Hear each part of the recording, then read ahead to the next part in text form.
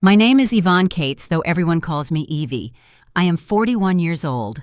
A month ago, I sat at my own kitchen table with a pen hovering over my checkbook, seconds away from writing a check for $200,000. Across from me sat my parents Thomas and Barbara.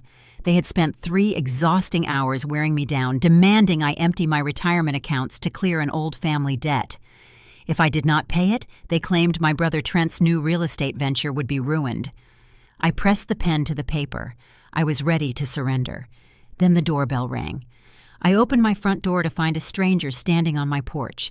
She walked straight into my entryway, glared at my father, and shoved a thick manila envelope into my hands.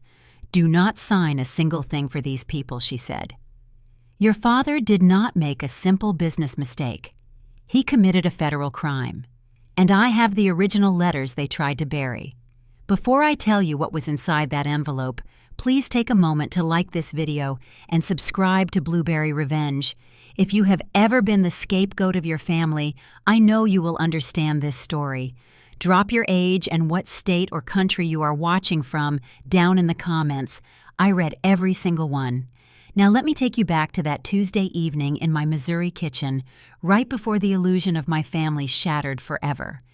My parents arrived unannounced just as I finished washing the dinner dishes. They did not ask about my day at the nonprofit where I work as a grant coordinator. Thomas placed a printed ledger on the kitchen island. He looked at me with the weary, burdened expression he always used when he wanted something. "Evie," he sighed, rubbing his temples. "We are in a bind. A creditor from an old business deal has come collecting." Barbara reached across the table and covered my hand with hers. Her rings dug into my knuckles. "Trent is launching his Ozark development in 2 weeks," she whispered. "You know how important this is. If this old debt goes public, the investors will pull out. Trent will lose everything. We need $200,000. I stared at the ledger. $200,000 was every cent I had saved over 15 years of strict budgeting and living in a modest 2-bedroom house. My brother Trent lived in a luxury condo in St. Louis. He drove a European sports car. He had never worked a 40-hour week in his life. Yet here were my parents sitting in my discount dining chairs asking me to bleed myself dry to protect his comfort. "It is a family obligation," my father added. His tone shifted from pleading to rigid authority. "We protected you. Now you protect us. It is time you proved your loyalty to this family." The weight of the guilt trip felt suffocating. I had spent 4 decades trying to earn a fraction of the pride they showered on Trent.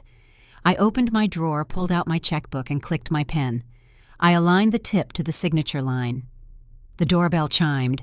I stood up, feeling a strange wave of relief for the interruption. I unlatched the deadbolt. A woman in a tailored wool coat stood under the porch light. She bypassed pleasantries. She stepped over the threshold, her eyes locking onto my father. Thomas dropped his coffee mug. It shattered against the tile floor. Hot coffee splashed across his leather shoes, but he did not move. He just stared at the woman, his face turning the color of wet ash. The woman turned to me and pressed the heavy envelope against my chest.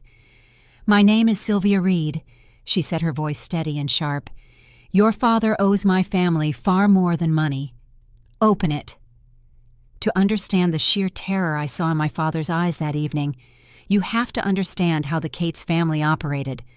We lived in a prosperous suburb just outside St. Louis, the kind of neighborhood where everyone attended the same church, belonged to the same country club, and kept their lawns manicured to an exact standard. In that world, appearance was everything. My parents had spent 40 years constructing the image of the perfect, successful Midwestern family. Inside our house, however, a very clear hierarchy existed. I was the older child, the responsible one.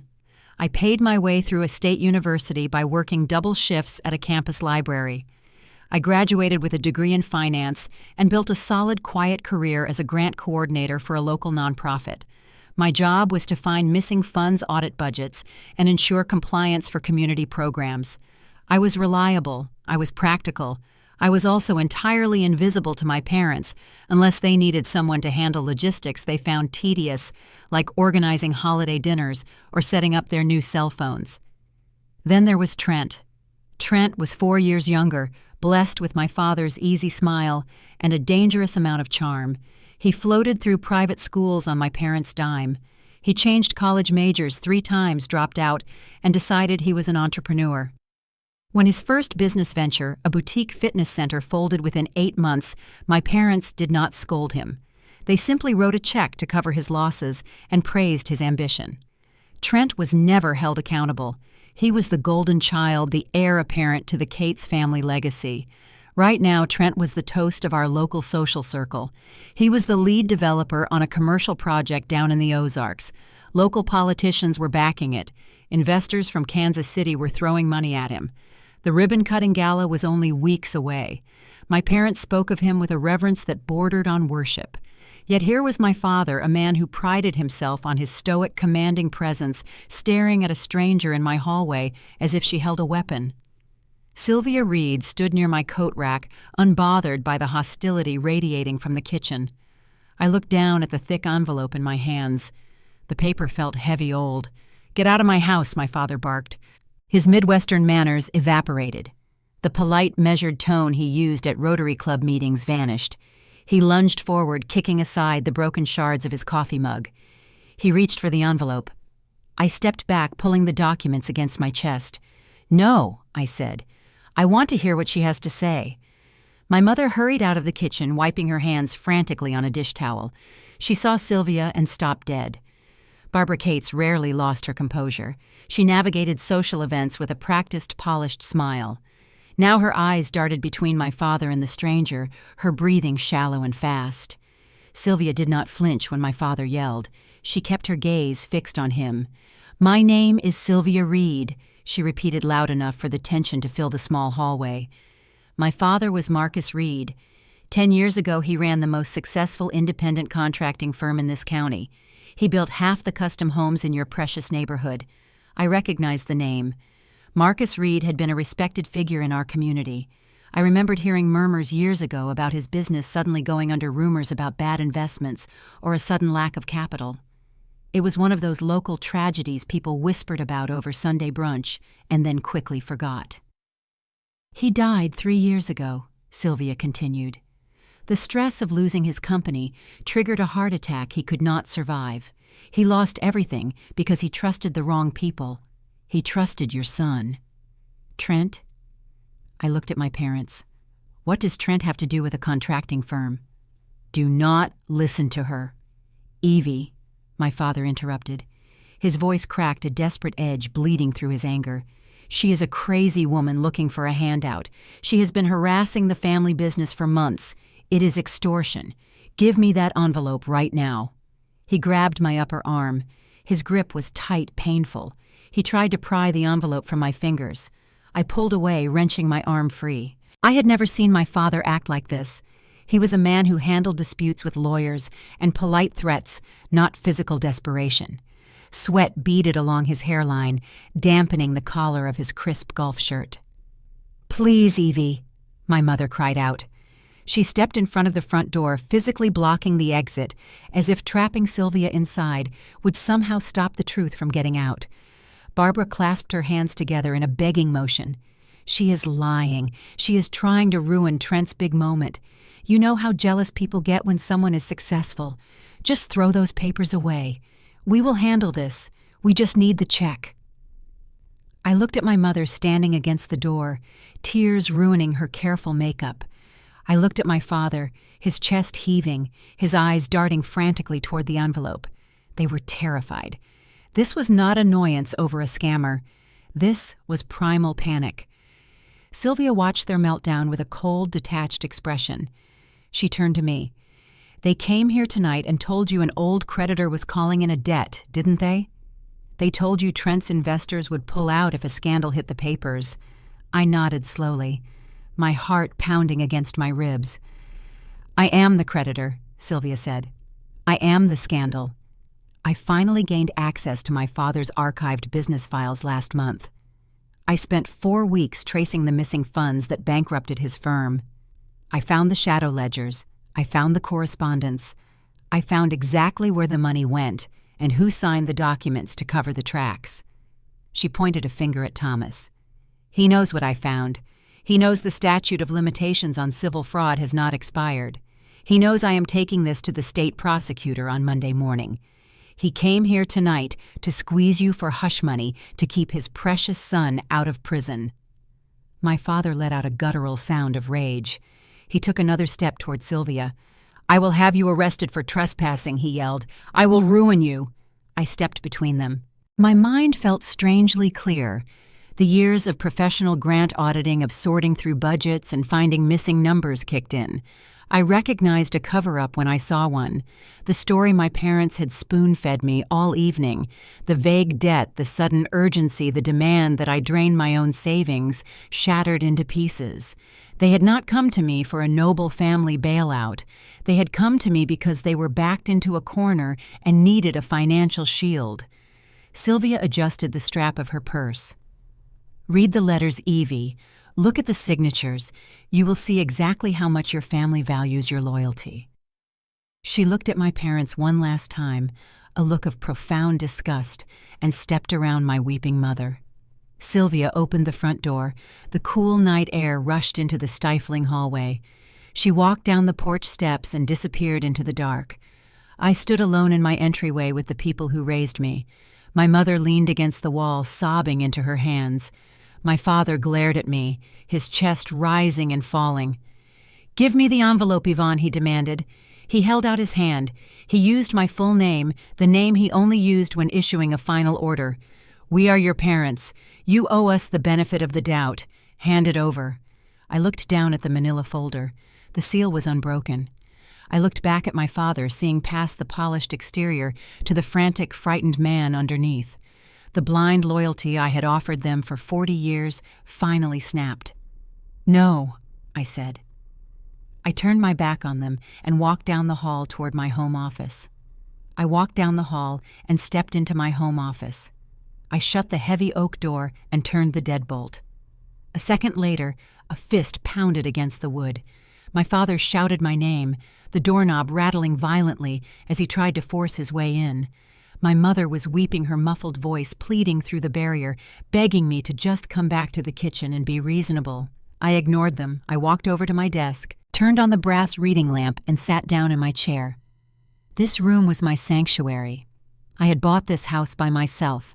I had painted these walls, assembled this desk, and built a quiet, honest life through decades of discipline. I took a deep breath, trying to slow the frantic beating of my heart. I looked at the worn manila envelope resting on my pristine blotter. I opened the flap and slid the contents onto the desk. A stack of papers fanned out under the yellow light. Some were copies of old bank ledgers. Others were printed email threads, legal correspondence, and copies of cleared checks. My hands were shaking, but my professional instincts took over. I coordinate grants for a living. My entire career is based on tracking money, auditing budgets, and finding the truth buried in the fine print. I stopped being a terrified daughter and became an auditor. I began organizing the papers by date. The story they told was a tragedy laid out in cold, undeniable ink. The oldest documents dated back exactly 10 years. I found copies of internal invoices from Marcus Reed Contracting, Sylvia's father's company. Next to them were bank transfer receipts showing hundreds of thousands of dollars being funneled out of Reed Contracting and deposited into a limited liability corporation.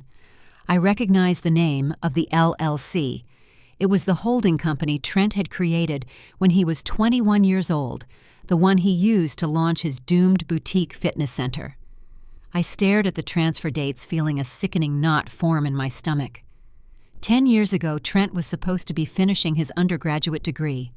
Instead, he was playing the role of a wealthy entrepreneur, driving a luxury SUV and renting a downtown loft. My parents had always told our family that Trent was a natural businessman who attracted private investors. The documents proved there were no investors. Trent had embezzled the money. He had siphoned the operating capital out of a respected local business to fund his own arrogant lifestyle. He had single-handedly destroyed Marcus Reed. I found a copy of a certified letter buried in the stack. It was from Marcus Reed, addressed to my father, Thomas Cates. The letter detailed the missing funds. Marcus threatened to go to the police and the state prosecutor if the money was not returned within 30 days. He threatened to send Trent to federal prison for wire fraud and embezzlement. The next few pages documented my father's desperate response. Thomas had panicked. The Cates family reputation was everything to him, and his golden boy was facing ruin. He needed a staggering amount of cash immediately to pay off Marcus Reed and keep the police out of it. But my parents did not have that kind of liquid capital. Their wealth was tied up in their house, their cars, and their carefully curated country club lifestyle. So my father turned to the shadow market. I unfolded a dense stapled contract. It was a private loan agreement from an unregulated lending group, the kind of predatory institution that operates just on the edge of the law. The terms were brutal: sky-high interest rates, aggressive penalties, and a structured repayment plan culminating in a massive balloon payment due exactly 1 decade from the signing date. I looked at the date on the header. The balloon payment of $200,000 was due this exact month. That was why they were in my kitchen tonight. The shadow lenders were calling in the debt. If it was not paid, they would expose the loansee's assets and shatter the pristine image Trent needed for his new Ozark real estate launch. I scanned down the pages to find the borrower information. I expected to see my father's name. I expected to see Thomas Cates listed as the primary guarantor. Instead, the breath left my lungs. I read the name printed on the borrower line: Yvonne Cates. I blinked, hoping my eyes were playing tricks on me in the lamplight. But the text did not change. There was my name. Below it was my old address from 10 years ago, a tiny studio apartment I rented when I was barely making ends meet. Below that was my date of birth. And right there, printed in stark black ink, was my Social Security number. I flipped to the final page of the contract, my hands trembling so badly the paper rattled. I looked at the signature line. Someone had signed my name. The loop of the Y and the sharp slanted C were practiced perfected and applied to a legally binding document. It was a flawless forgery. My father had not just covered up my brother's crimes. He had used my identity to do it. He had stolen my Social Security number, forged my signature, and chained me to a predatory shadow loan to keep his golden child out of jail. A wave of profound physical nausea washed over me. I remembered where I was 10 years ago. I was working 60-hour weeks at a low-paying entry-level job. I was eating generic pasta for dinner every night, desperately trying to pay down my own state college student loans. I was losing sleep over a $20 increase in my utility bill. And while I was surviving on pennies, my father was sitting in a room somewhere calmly signing my name to a 6-figure fraud. The pounding on my office door continued. "Evie, open this door right now," my father demanded. His voice was muffled, but full of that familiar, arrogant authority. "You are making a terrible mistake." I looked at the forged signature, and a chilling realization settled into my bones. The situation was far worse than I had initially thought. They did not come to my house tonight to beg for a favor. They came to trick me into paying my own stolen money. Because the loan was in my name, the shadow lenders would not go after my father if the balloon payment defaulted. They would come after me. They would garnish my wages. They would seize this house, the house I had worked my entire adult life to buy. They would drain the retirement accounts I had built dollar by dollar. My parents knew this. They knew the deadline was approaching. They sat at my kitchen table, held my hand, and tried to manipulate me into draining my savings to pay a debt they had illegally pinned on me. They were using me as a human shield to absorb the consequences of their own felony. The sadness and the shock evaporated, leaving behind something cold, hard, and unbreakable. I carefully gathered the documents, placed them back into the manila envelope, and locked it inside the bottom drawer of my filing cabinet. I put the key in my pocket. I stood up and walked toward the office door. The frantic banging stopped as I turned the deadbolt. I opened the door. My father stood there, his face flushed, his hand raised to strike the wood again. My mother hovered behind him, her eyes red and puffy. They both looked at me, expecting to see the compliant, guilty daughter they had spent 40 years grooming. They expected to see fear. I walked right past them. I went to the living room closet and pulled out my father's expensive wool overcoat and my mother's designer trench coat. I carried them back to the hallway and tossed them onto the tile floor at their feet. "What are you doing?" my mother gasped. I walked to the front door and pulled it open. The night air was biting. I looked at the man who had forged my name and the woman who had helped him cover it up. "Get out of my house," I said. My voice did not shake. It did not rise. It was the calm, flat tone of an auditor who had just finished balancing the books. "Evie, be reasonable." My father tried to lower his voice, attempting to regain control of the room. "You do not understand the complexities of what happened back then. I was protecting the family. I was protecting Trent. You have to give me those letters so we can sort this out quietly." I leaned against the open door. "You have exactly 10 seconds to walk off my porch before I dial 911 and report an intruder." My mother let out a small, terrified sob. She bent down, grabbed the coats, and pulled on my father's sleeve. "Thomas, let's go. She is not thinking straight. Let's just go." My father glared at me. The mask of the respectable Midwestern patriarch was entirely gone, revealing the cornered, desperate man beneath. He opened his mouth to issue another threat, but he saw the look in my eyes and stopped. He realized, perhaps for the first time in his life, that he no longer had any power over me. He stepped out onto the porch. My mother followed, keeping her head down. I shut the door behind them and threw the deadbolt, sealing them out in the cold. The sun had not yet risen over the frost-covered lawns of my neighborhood when the assault began. I was sitting in the armchair in my living room, a cold cup of tea resting on my knee. I had not slept. I had spent the hours since I threw my parents out, staring at the dark window, listening to the house settle, waiting for the adrenaline to fade. It never did. At 10 minutes past 6 in the morning, my cell phone vibrated against the glass coffee table. I watched the screen light up. The caller ID showed my Aunt Diane, my mother's older sister. I did not answer. The phone went dark, then immediately lit up again. This time it was my cousin Mark. Then a text message from a family friend. Then another call. Then a flurry of text notifications pinging in rapid succession, vibrating so aggressively, the phone began to inch its way across the glass surface. Midwestern suburbs wake up early. The gossip wakes up even earlier. I picked up the phone. I had 32 unread text messages and 8 missed calls. My heart gave a hard, painful thud against my ribs as I unlocked the screen.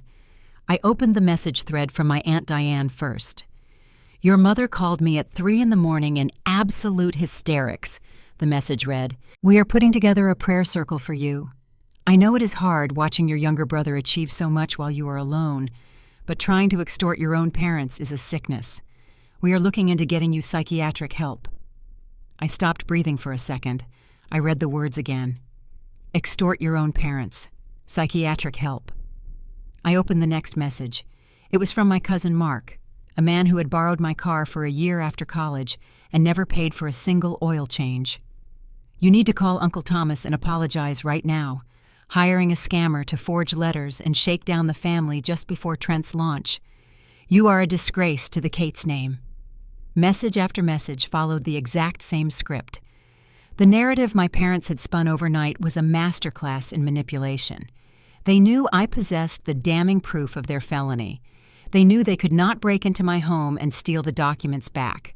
So they did what cornered predators do. They struck first, and they struck at my credibility. Thomas and Barbara had clearly stayed up all night working the phones. I could perfectly picture my mother's performance. She would have used her fragile, weeping voice painting herself as the heartbroken matriarch.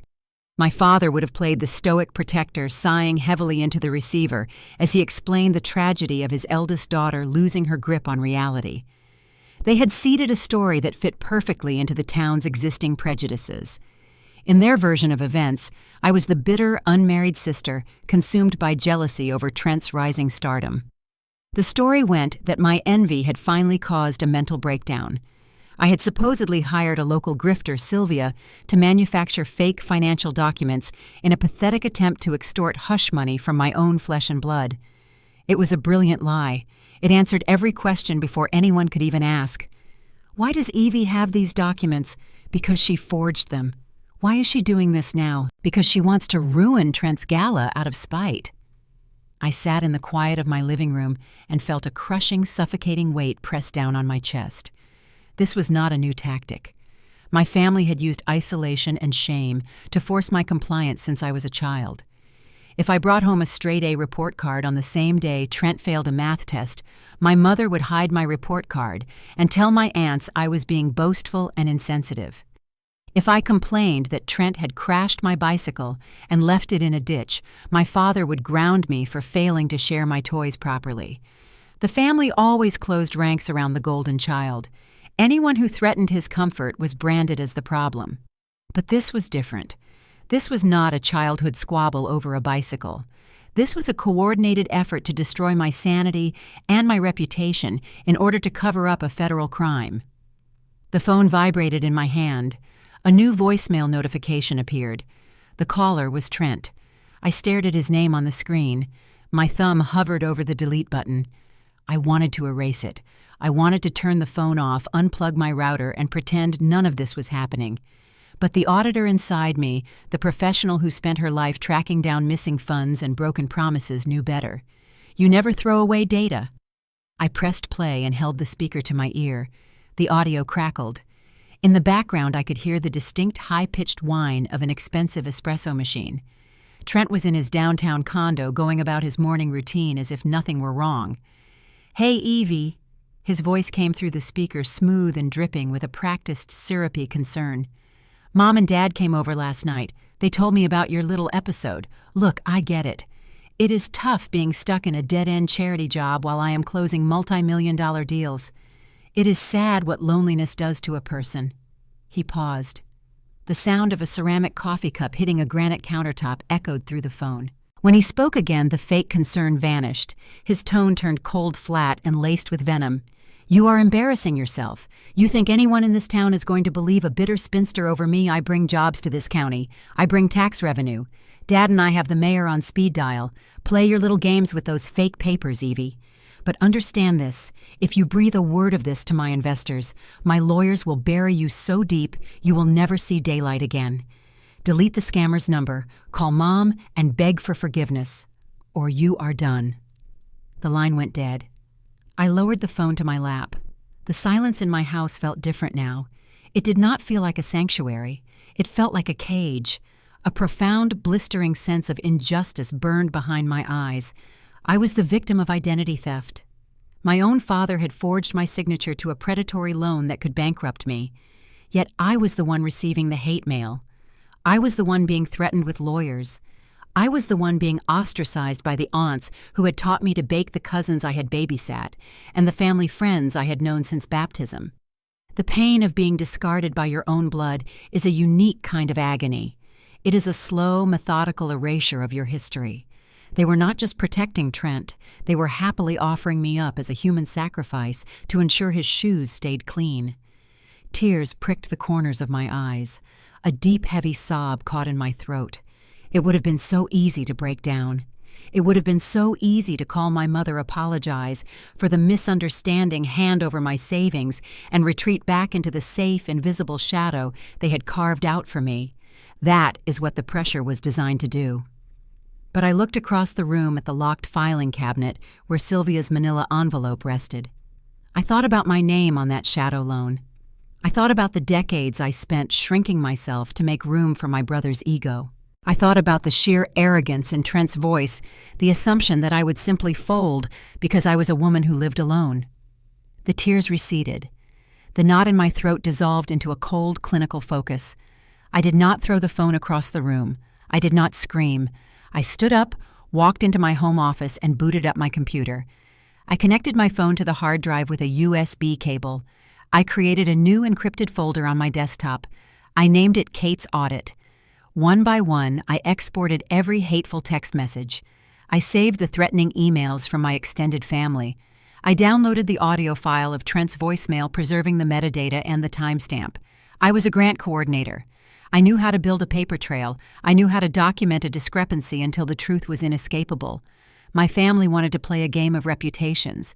They wanted to use the community to crush me. They thought I would crumble under the weight of their judgment. They forgot that people who spend their lives in the background see everything, and we keep the receipts. The digital assault on my phone was brutal, but it was nothing compared to the physical reality of my town closing ranks against me. In a sprawling city, you can disappear into a crowd.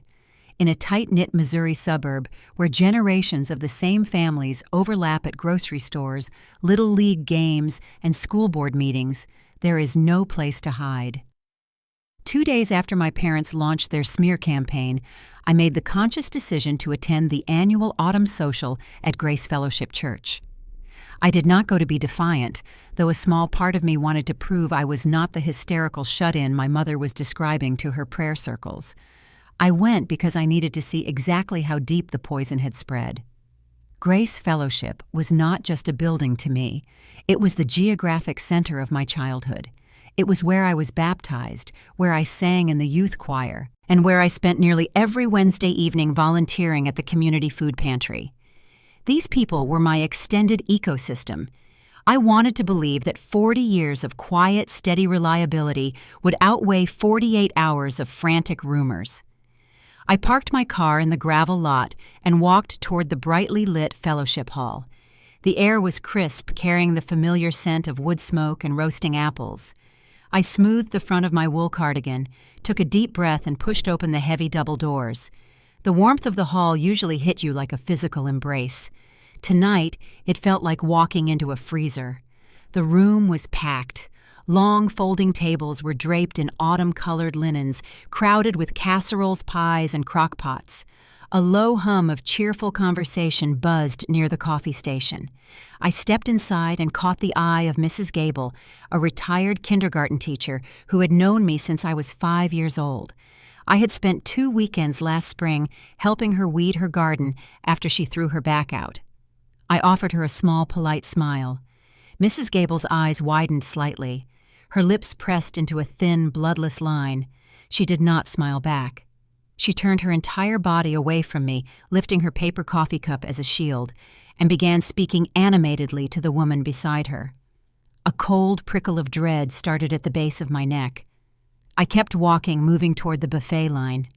As I passed the cluster of folding chairs near the center of the room, the volume of the conversations noticeably dropped. It was not a sudden dramatic silence like in a movie. It was worse. It was the awkward, deliberate lowering of voices, the shifting of shoulders, the subtle side eyes darting in my direction. Aunt Diane was standing near the dessert table. When she saw me approaching, she grabbed my cousin Mark by the elbow and physically guided him toward the exit doors, acting as if my mere presence might contaminate them. They did not even acknowledge me. They just walked away. I stopped near the end of a long table, suddenly feeling intensely exposed. The fluorescent lights overhead seemed incredibly harsh. I looked around the room, searching for one friendly face, one person willing to breach the invisible quarantine line my parents had drawn around me. There was no one. I had spent my life as the invisible workhorse of the Cates family. Now I was hyper-visible, but only as a cautionary tale. I could practically hear the whispers echoing beneath the clatter of silverware. Such a shame. She always seemed so stable. Jealousy does terrible things to a woman her age. Poor Thomas and Barbara having to deal with this right before Trent's big launch.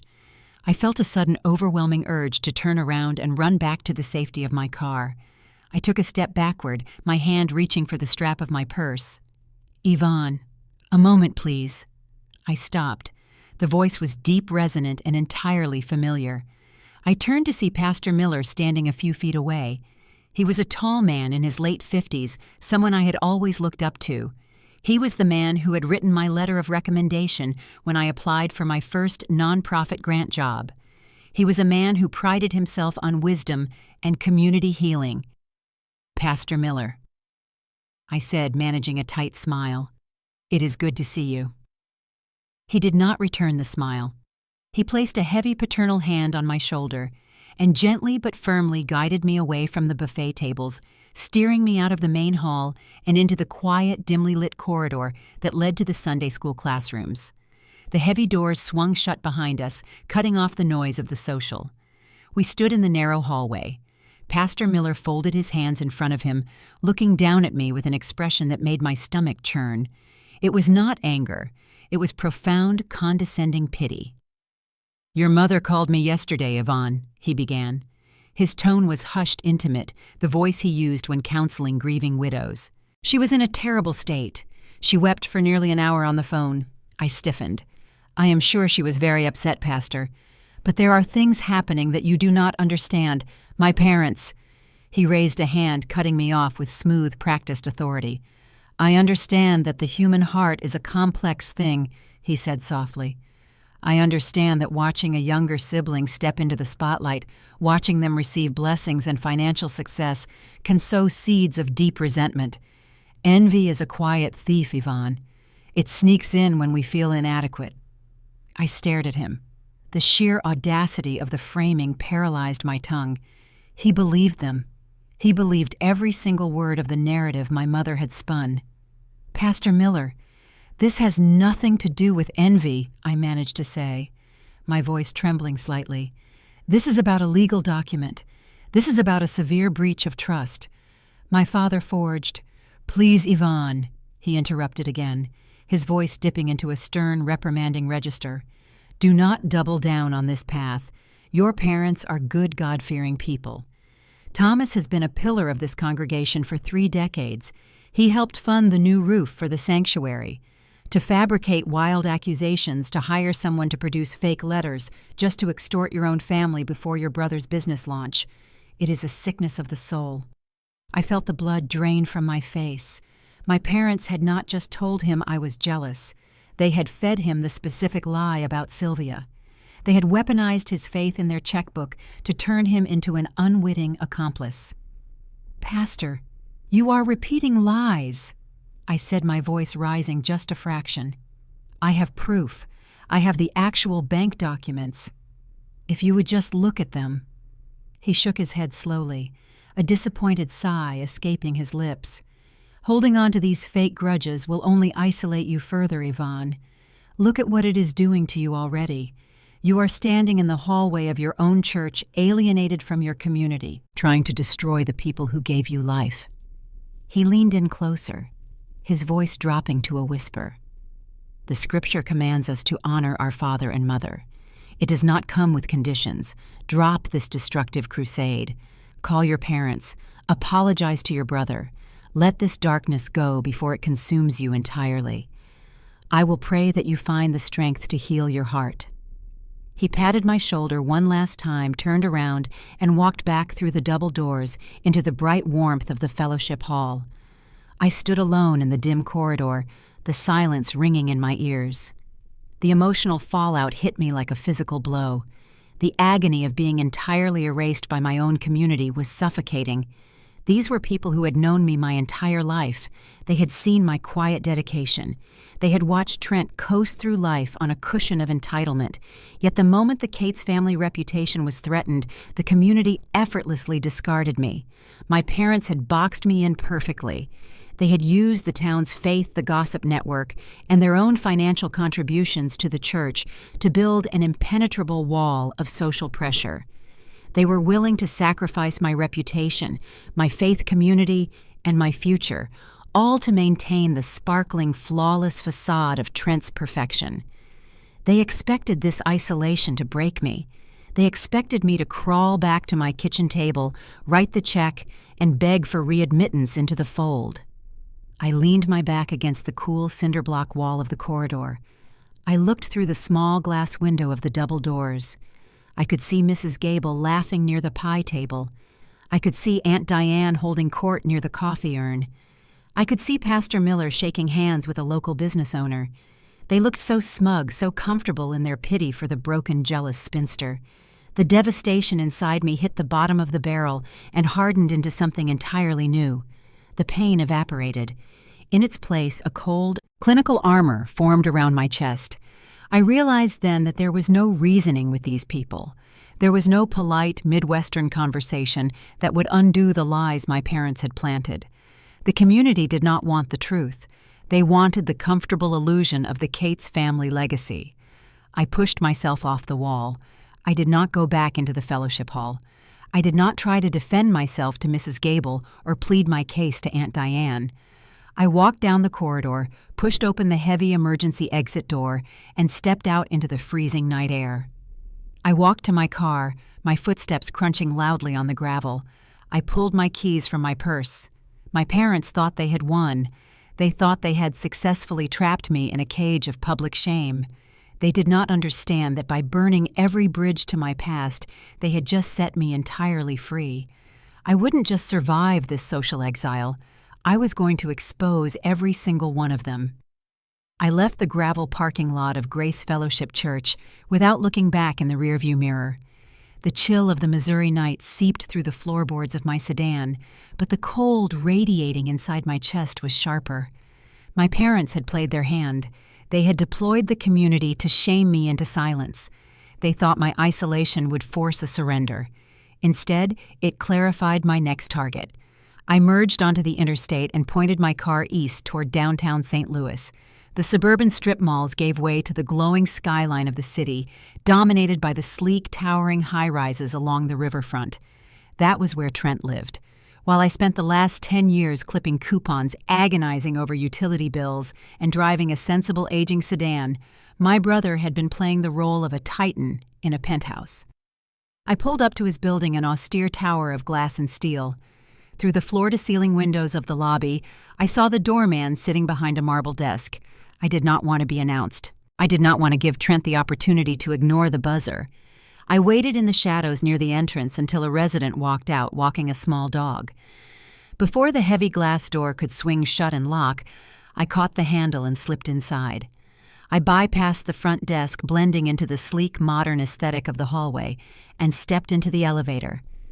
I pressed the button for the penthouse level. As the car glided upward, my professional instincts overrode my lingering familial grief. I was walking into a hostile environment. I needed leverage. I reached into my purse, pulled out my smartphone, and opened the voice memo application. I pressed the red record button, watched the timer begin ticking upward, and slid the device deep into the pocket of my cardigan. The elevator doors parted. The corridor smelled faintly of expensive cologne and ozone. I walked to the heavy mahogany door at the end of the hall and knocked. Not a polite Midwestern tap. I hammered my fist against the wood. A moment later, the door swung inward. Trent stood in the entryway. He wore a tailored charcoal suit, the jacket unbuttoned, the silk tie loosened around his neck. He held a crystal tumbler in one hand, the amber liquid splashing softly against a single perfect sphere of ice. Behind him, the condo stretched out in a sprawling display of weaponized wealth. Vaulted ceilings, imported leather furniture, and a panoramic wall of windows overlooking the Mississippi River. Every inch of it, every leather stitch and polished surface was purchased with the credit stolen from my name. Evie Trent asked, his brow furrowing in genuine surprise. He glanced down the hallway, perhaps wondering how I slipped past security. "What are you doing here? Mom said you were having some sort of episode." I stepped forward, forcing him to move backward into the foyer. I did not raise my voice. I reached into my leather tote, pulled out a folded photocopy of the loan document, and dropped it onto the pristine surface of his floating kitchen island. "I know about the embezzlement, Trent. I know about Marcus Reed's contracting firm." I tapped the paper. "And I know about the shadow loan Dad took out to cover your tracks. Look at the signature." I braced myself for the panic. I expected him to react the way our father had in my hallway, with frantic denial, sweating desperation, or a sudden crumbling confession. I expected the fear of a man whose life was built on a crime that had just been exposed. Trent looked down at the paper. He picked up his crystal tumbler, took a slow sip of his drink, and looked back up at me. He laughed. It was not a nervous laugh. It was a rich, genuine chuckle echoing against the vaulted ceiling of the penthouse. He tossed the photocopy back onto the marble counter as if it were a piece of junk mail. "You drove all the way downtown for this?" Trent asked, shaking his head. His casual amusement hit me harder than any physical blow ever could. "You knew," I said, the realization settling into my bones like lead. My voice betrayed a flicker of the horror I felt. "You knew he forged my signature." Trent leaned against the kitchen island, crossing his ankles. "Of course I knew, Evie. You think Dad has the stomach to pull off something like that without running it by me first? The Reed situation got messy. I needed capital to launch my first holding company, and Old Man Reed had terrible accounting practices. It was a victimless reallocation of funds until he started threatening federal authorities. He took another sip of his drink, the ice clinking sharply against the glass. Dad did what he had to do to protect the Cates empire. Trent continued, his tone dripping with the arrogant pedagogy of a finance seminar. He needed clean credit to secure the hush money. His assets were tied up. You had a spotless, unutilized credit history sitting right there doing nothing. We borrowed your numbers. It was a strategic family decision. A strategic family decision, I repeated, staring at the brother I used to pull in a red wagon. You chained me to a predatory loan with a $200,000 balloon payment. You stole my identity. That is a felony. Trent rolled his eyes, abandoning the charming facade. He set his drink down and stepped away from the island, moving into my personal space. The height difference between us suddenly felt pronounced. He used his physical presence the same way he used his money to consume the room and force everyone else to shrink. "Oh, grow up, Evie," he sneered, looking down his nose at me. "Do not stand in my condo and lecture me about the law. You are a mid-level charity worker. You push papers around a desk for $50,000 a year. You have no vision. I am the family legacy. I am the one building wealth, creating jobs, and putting the Cates name on buildings. You should be grateful you could play a small part in keeping this machine running." The entitlement was breathtaking. It was a suffocating, blinding hubris. He did not view me as a sister, a victim, or even a human being. In his eyes, I was merely a disposable resource, an administrative shield meant to absorb the collateral damage of his ambition. I stepped my ground, refusing to back away from his encroaching frame. "You expect me to just drain my life savings to pay off your crime?" "I expect you to do what you always do," Trent said, his voice dropping into a cold, flat threat. "I expect you to shut your mouth and fall in line." He gestured toward the wall of windows, toward the glittering lights of the city below. "My Ozark development launches this weekend. The gala is set. I have state senators cutting ribbons for me. I have the wealthiest commercial investors in Missouri pouring capital into my accounts. I have the mayor in my pocket. You really think a few old pieces of paper are going to stop that momentum?" He stepped even closer. I could smell the sharp, peaty scent of the scotch on his breath. "If you try to show those papers to anyone, I will bury you," he whispered. "I will hire a legal team so aggressive they will tie you up in litigation until you are homeless. You think the church social was bad? I will make sure you cannot find a job in this state. You are nothing without us, Evie. You exist because we allow you to sit at the table, sign the check, save Dad the embarrassment of a trial, and go back to your quiet little life." The silence hung between us, thick and vibrating with tension. My hand rested inside the pocket of my cardigan. My fingertips brushed the smooth edge of my phone. The red light of the recording application was blinking, capturing every threat, every confession, and every ounce of his suffocating narcissism. I looked into the eyes of the golden child. I saw the hollow, rotting core of the family I had spent 4 decades trying to please. They did not love me. They never had. I reached out, picked up the photocopy from the marble island, and folded it neatly back into a square. "I guess we will see who the town believes on Saturday," I said. I turned around and walked toward the heavy mahogany door. I did not hurry. I did not look back. Trent scoffed loudly behind me. "You do not have the spine for a fight, Evie," he called out, his voice echoing in the foyer. "Bring the check to the gala." I opened the door and stepped out into the quiet corridor. The heavy door clicked shut behind me, severing the connection. I pulled the phone from my pocket, tapped the screen, and saved the audio file. I uploaded it directly to a secure cloud server before the elevator even arrived. My brother thought he had intimidated me into submission. He thought his threats of litigation and social ruin would force me back into the shadows. He did not realize he had just handed me the final, irrefutable piece of evidence I needed to dismantle his entire life. The fear was gone. The hesitation was gone. Trent's hubris had sealed my determination. I was going to burn his empire to the ground. The following afternoon, I sat at my desk in the modest ground-floor office of the Community Foundation. The hum of the aging HVAC unit usually provided a comforting white noise while I sorted through spreadsheets and grant applications. Today, the quiet felt fragile. My phone rested face down on my desk, holding the encrypted audio file of Trent's confession. I was running a cost-benefit analysis on a local food bank proposal when my desk phone chirped. The receptionist informed me I had a walk-in visitor. Before I could ask for a name, the frosted glass door to my office pushed open. Valerie stepped into the room. Trent's fiancée was a fixture in the local society pages, the daughter of a prominent Missouri appellate judge. She looked entirely out of place in my cramped workspace. She wore a tailored camel hair coat draped over her shoulders and carried a structured designer handbag that likely cost more than my first car. Her blonde hair fell in perfect, effortless waves, framing a face trained to convey polite superiority. We had spoken perhaps 4 times in the 2 years she had been engaged to my brother. Those interactions usually consisted of her offering me a tight smile at a holiday dinner before turning her back to discuss luxury travel with my mother. Valerie closed the door behind her, shutting out the muted sounds of the charity office.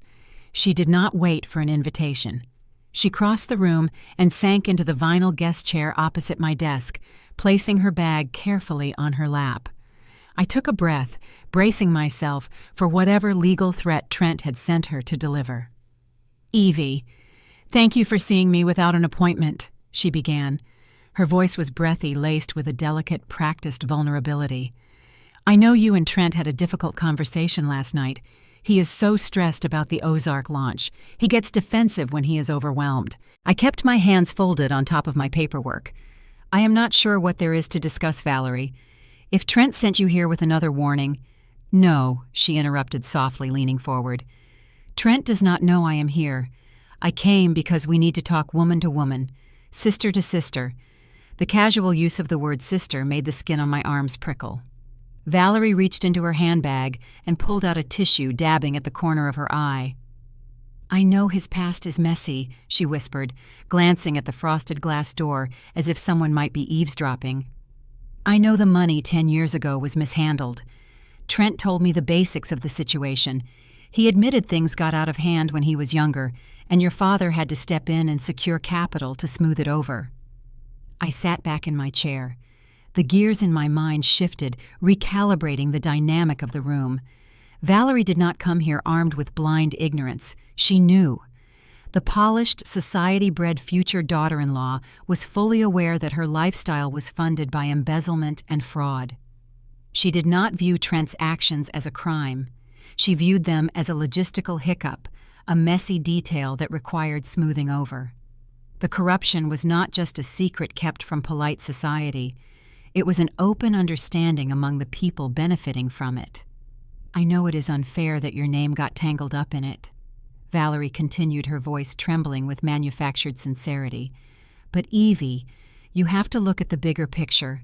My wedding is in exactly 2 months." She paused, waiting for the weight of her upcoming nuptials to register as a universal priority. "We have 500 guests flying in," she pleaded. "My father's colleagues from the appellate court will be there. The floral deposits alone cost a fortune. If a scandal breaks right now, if you go public with those old letters, the press will have a field day. My family will be humiliated. It will ruin the most important day of my life." I stared at her, processing the sheer, breathtaking scale of her entitlement.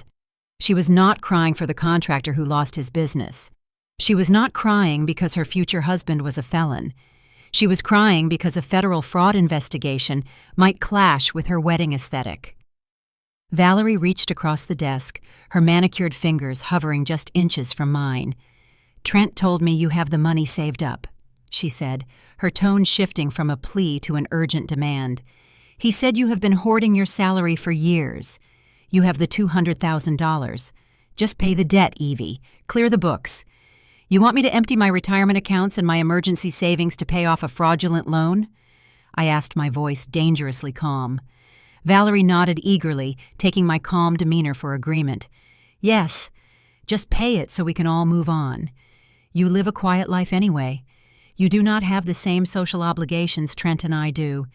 You do not have a family to support. Taking a financial hit will not ruin your reputation the way this scandal would ruin ours." The revulsion hit me deep in my gut. I looked at the tears shimmering in her eyes. They were genuine tears born of profound self-pity.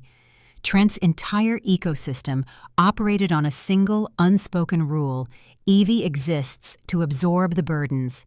To my parents, I was a financial shield. To my brother, I was a disposable asset.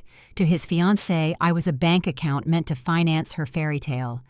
They truly believed my life had no inherent value beyond what it could provide for the golden child. I pulled my hands back, resting them on the armrests of my chair.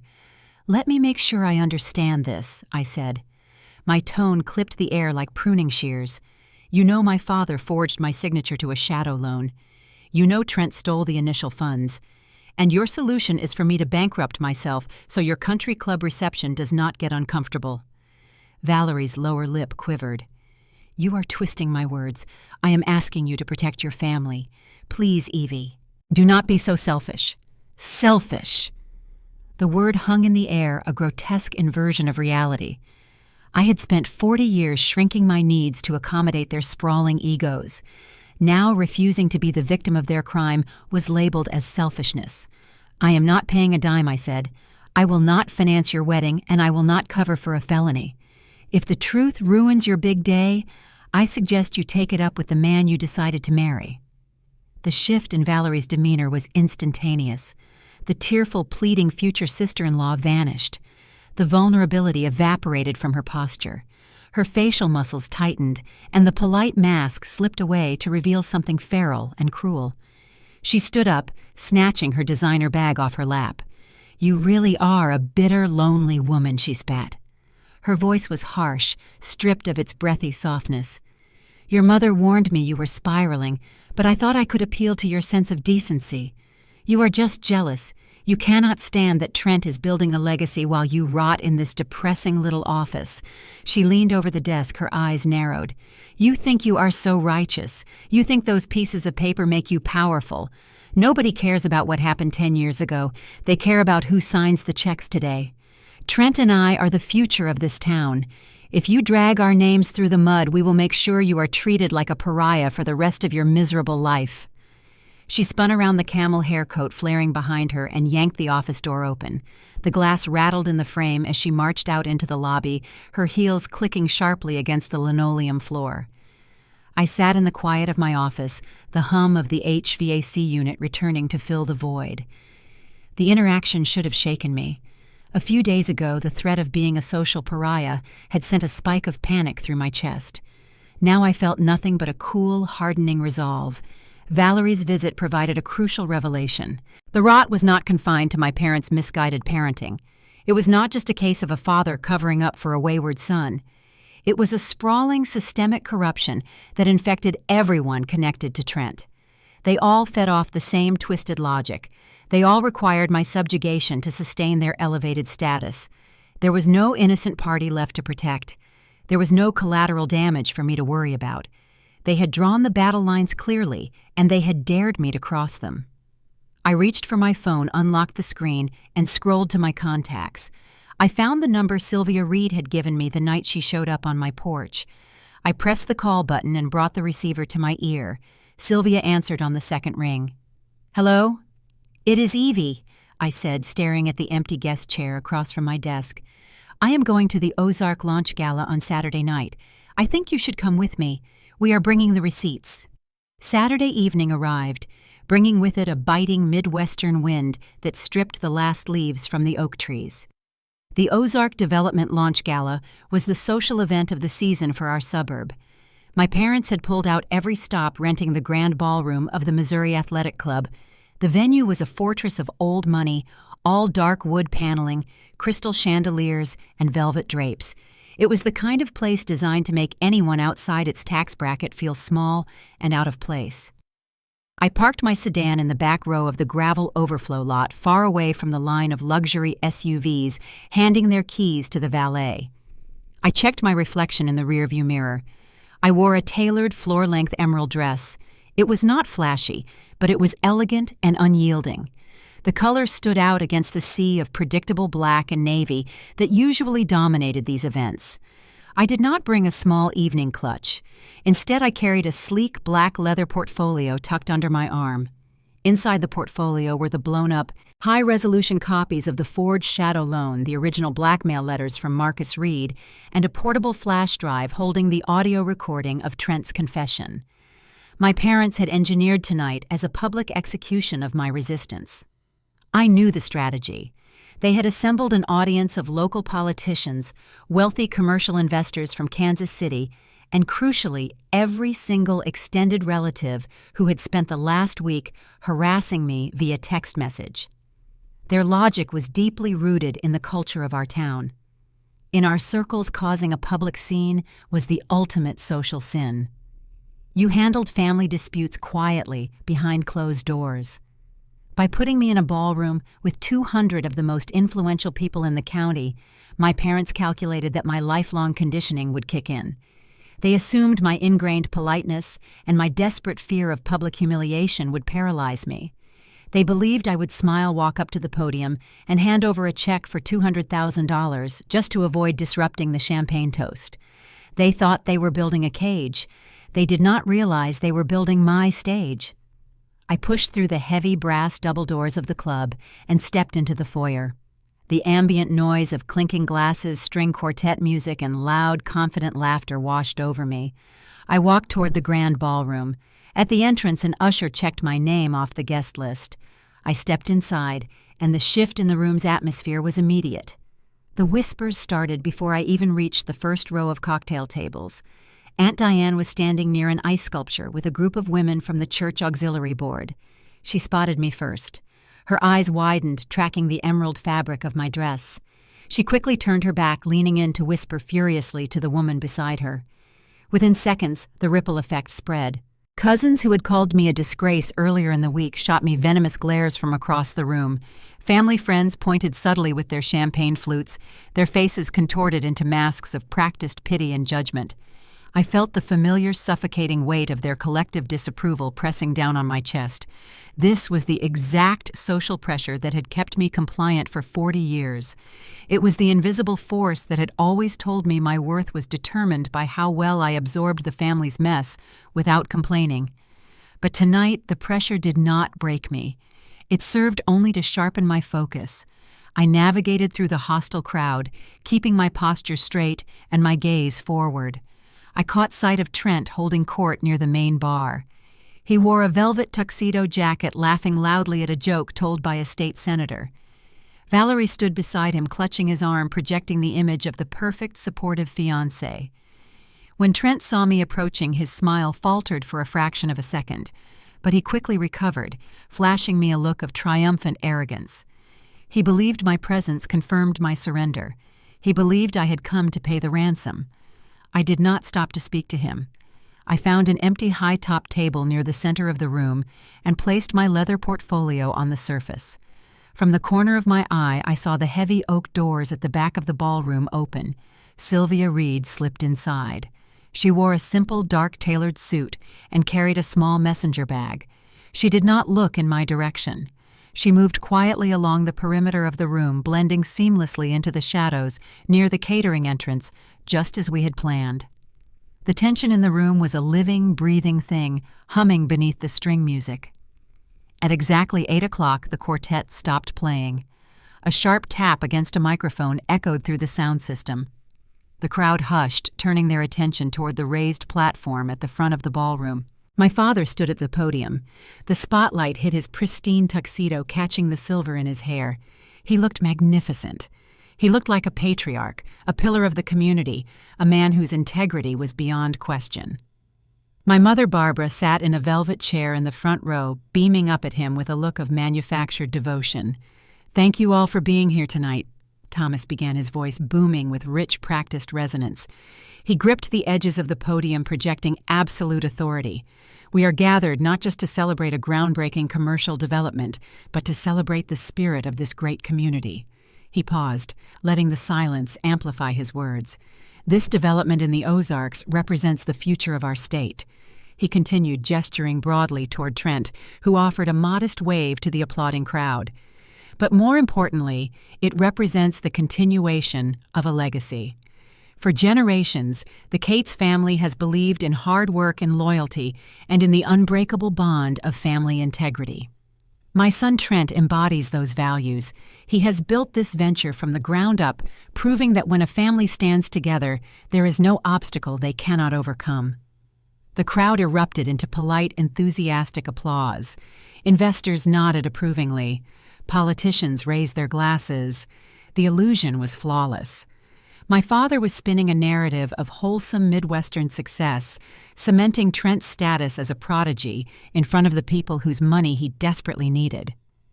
I stood at my table watching the performance, feeling the cold leather of the portfolio under my fingertips. But building a legacy is never a solo endeavor, Thomas said, his voice dropping into a deeper, more intimate register. The room quieted again. True success requires sacrifice. It requires every member of a family to step up to recognize their duty and to support the vision. My father's eyes scanned the crowd, moving deliberately past the investors, past the politicians, and locking directly onto me. The predatory gleam in his gaze was unmistakable. The trap was set. Tonight, my father announced, his voice projecting across the silent ballroom. We have a very special moment to share with all of you. My daughter Yvonne has always been the quiet foundation of our household. Tonight, she is making a special contribution to the family business. A contribution that will clear the path for Trent's success and solidify her place in this family's legacy. The spotlight operator, clearly briefed beforehand, swung a secondary beam of light through the darkness.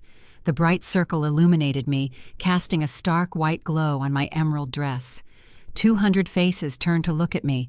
The pressure in the room spiked, pressing against my eardrums. This was it, the ultimate ambush. My father was demanding his hush money in front of a live audience. He was weaponizing the crowd, daring me to refuse him, daring me to cause a scandal in front of the most powerful people in the state. Yvonne, please come up here, Thomas commanded, extending his hand toward me with a wide cinematic smile. Join me on stage. The silence stretched heavy and expectant. I picked up the black leather portfolio. I did not look at Aunt Diane, whose face was pinched with malicious anticipation. I did not look at Valerie, who was smirking from the front row. I looked only at my father. I stepped out of the spotlight and began the long walk down the center aisle toward the stage. The carpeted steps leading up to the stage felt incredibly steep. The sound of my heels sinking into the plush fabric was the only noise breaking the hushed, expectant silence of the grand ballroom. 200 guests watched my ascent. They were anticipating a heartwarming Midwestern tableau, the dutiful older sister stepping out of the shadows to publicly bless her younger brother's meteoric rise. I reached the top of the stairs and walked toward the wooden podium. The spotlight was blinding, creating a stark contrast between the illuminated stage and the dark sea of faces below. My father stood waiting. The genial patriarchal smile was plastered perfectly across his face, but his body language was rigid. As I closed the final few feet of distance, he reached out ostensibly to pull me into a proud paternal embrace. Instead, his hand clamped around my upper arm. His fingers dug into my bicep through the fabric of my dress, pressing hard enough to guarantee a bruise. He pulled me close, angling his body so the microphone would not pick up his voice. His smile remained frozen for the audience, but his eyes were flat and devoid of any warmth. Hand over the check right now, he hissed the words sliding through clenched teeth. Do it, or you are entirely dead to this family. We will ruin you. The venom in his voice was visceral. He was not asking. He was commanding, fully believing that the sheer weight of public expectation would force my compliance. He thought the presence of the state senators, the wealthy investors, and the judging aunts would paralyze my vocal cords. He let go of my arm, stepping back to leave me standing alone at the microphone, waiting for me to open my portfolio, pull out a check for $200,000, and buy my way back into his good graces. I stood at the podium and looked out over the ballroom. The silence stretched, turning taut and fragile. I saw Aunt Diane leaning forward in her chair, her eyes narrowed, waiting to see if the crazy niece had finally surrendered. I saw Valerie Trent's fiancé sitting near the front, adjusting her designer wrap, already mentally spending the hush money on her upcoming wedding. I saw my mother Barbara beaming up at me with a look of weaponized pride, projecting the illusion of the flawless matriarch. And I saw the investors. The men in sharp suits from Kansas City and St. Louis, the people holding the capital that fueled Trent's arrogant lifestyle. They were watching me with polite interest, entirely unaware that the foundation of the empire they were funding was built on a stolen identity. The emotional manipulation was at its absolute peak. My entire life had been a masterclass in absorbing their discomfort. For 40 years, the unwritten rule of the Cates family was that Evie fixed the problems, Evie stayed quiet, and Evie protected the golden child at all costs. I looked down at the black leather portfolio resting on the podium. I did not reach for my checkbook. I did not search for a pen. I unzipped the portfolio. The metal teeth of the zipper made a sharp, distinct sound near the microphone. I stepped back to the center of the podium, adjusted the gooseneck of the microphone, and pulled it close to my mouth. "My father is right about one thing," I said. My voice echoed through the massive sound system. It did not shake. It was crystal clear, resonating off the high-vaulted ceilings and the crystal chandeliers. It was the voice of a grant auditor presenting a finalized report. It was devoid of fear. Family legacy is built on what we pass down. I continued, my gaze sweeping across the front row. We are defined by the actions we take when no one is watching, and by the debts we choose to honor. I paused. My father, standing a few feet to my left, nodded encouragingly, assuming I was playing my assigned role. He motioned subtly with his hand, urging me to produce the check. "Tonight my father asked me to stand on this stage and present a check for $200,000, I said. A murmur of impressed approval rippled through the crowd. $200,000 was a substantial sum, a dramatic display of financial support. I saw a few investors raise their eyebrows in pleasant surprise. Trent, standing near the edge of the stage, offered a smug, self-satisfied smile, preparing to accept his tribute. "He told you this money was a special contribution to the family business." I continued, my tone remaining dangerously level. "He told you this was to clear the path for my brother's brilliant future." I turned my head slightly, locking eyes directly with the lead investor from Kansas City, a man whose firm had just committed millions to the Ozark project. "But I think Trent's new investors deserve to know exactly how this family handles its finances," I said. "I think you deserve to know exactly what kind of debt I am being asked to clear tonight." The shift in the room's atmosphere was instantaneous. The polite, attentive silence morphed into a sudden, rigid confusion. The smiles on the faces of the politicians faltered. The collective hum of background noise vanished entirely. The guests recognized the change in my cadence. This was no longer a scripted tribute. Something was wrong. Trent's smug smile vanished, replaced by a flash of genuine, undisguised panic. He took a half-step toward the stairs, his instincts warring between maintaining his composure and physically stopping me. My father's facade cracked violently. The patriarchal poise shattered. He lunged toward the podium, reaching out to cover the microphone with his hand. "Yvonne, that is enough," he barked, abandoning his stage voice. His face flushed a dark, angry red. He forced a strained, frantic laugh, turning to the crowd. "My daughter is prone to theatrics, ladies and gentlemen. We will just—" I stepped out of his reach, pulling the microphone stand with me. I did not let him silence the room. "The $200,000 my father demanded tonight is not a gift," I said, my voice cutting through his attempted interruption, loud and commanding over the speakers. "It is not an investment in the Ozark launch." I reached into the open portfolio on the podium. My fingers closed around the thick stack of blown-up high-resolution documents. "It is the final balloon payment on a high-interest shadow loan," I announced, turning to face the sea of shocked guests. "A loan taken out 10 years ago to cover up a felony." The word felony hit the ballroom like a physical shockwave. A collective, audible gasp erupted from the front rows. My mother Barbara let out a sharp cry, pressing her hands to her mouth, her eyes wide with terror, as the pristine social image she had spent decades cultivating began to disintegrate in real time. My father froze, his hand suspended in midair, the color draining from his face, as he realized he had lost control of the narrative. The cage he had built to trap me had just locked him inside with 200 witnesses. I pulled the first document from the leather portfolio. The heavy cardstock snapped crisply as I held it up to the stage lights. The murmurs in the ballroom were swelling a rising tide of confusion and alarm, but I kept my voice perfectly measured, slicing through the noise like a scalpel. 10 years ago, my brother Trent embezzled hundreds of thousands of dollars from a local contractor, I said. He did not secure private investors for his first company.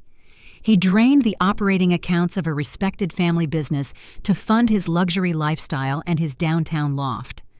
A sharp collective gasp rippled through the crowd. The word embezzled hung in the air, toxic and undeniable.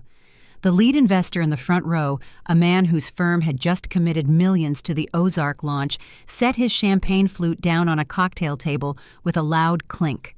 He stared at Trent, his expression instantly shifting from collegiate support to cold, calculating suspicion. "That is a lie," Trent shouted, his voice cracking as he lunged forward from the edge of the stage.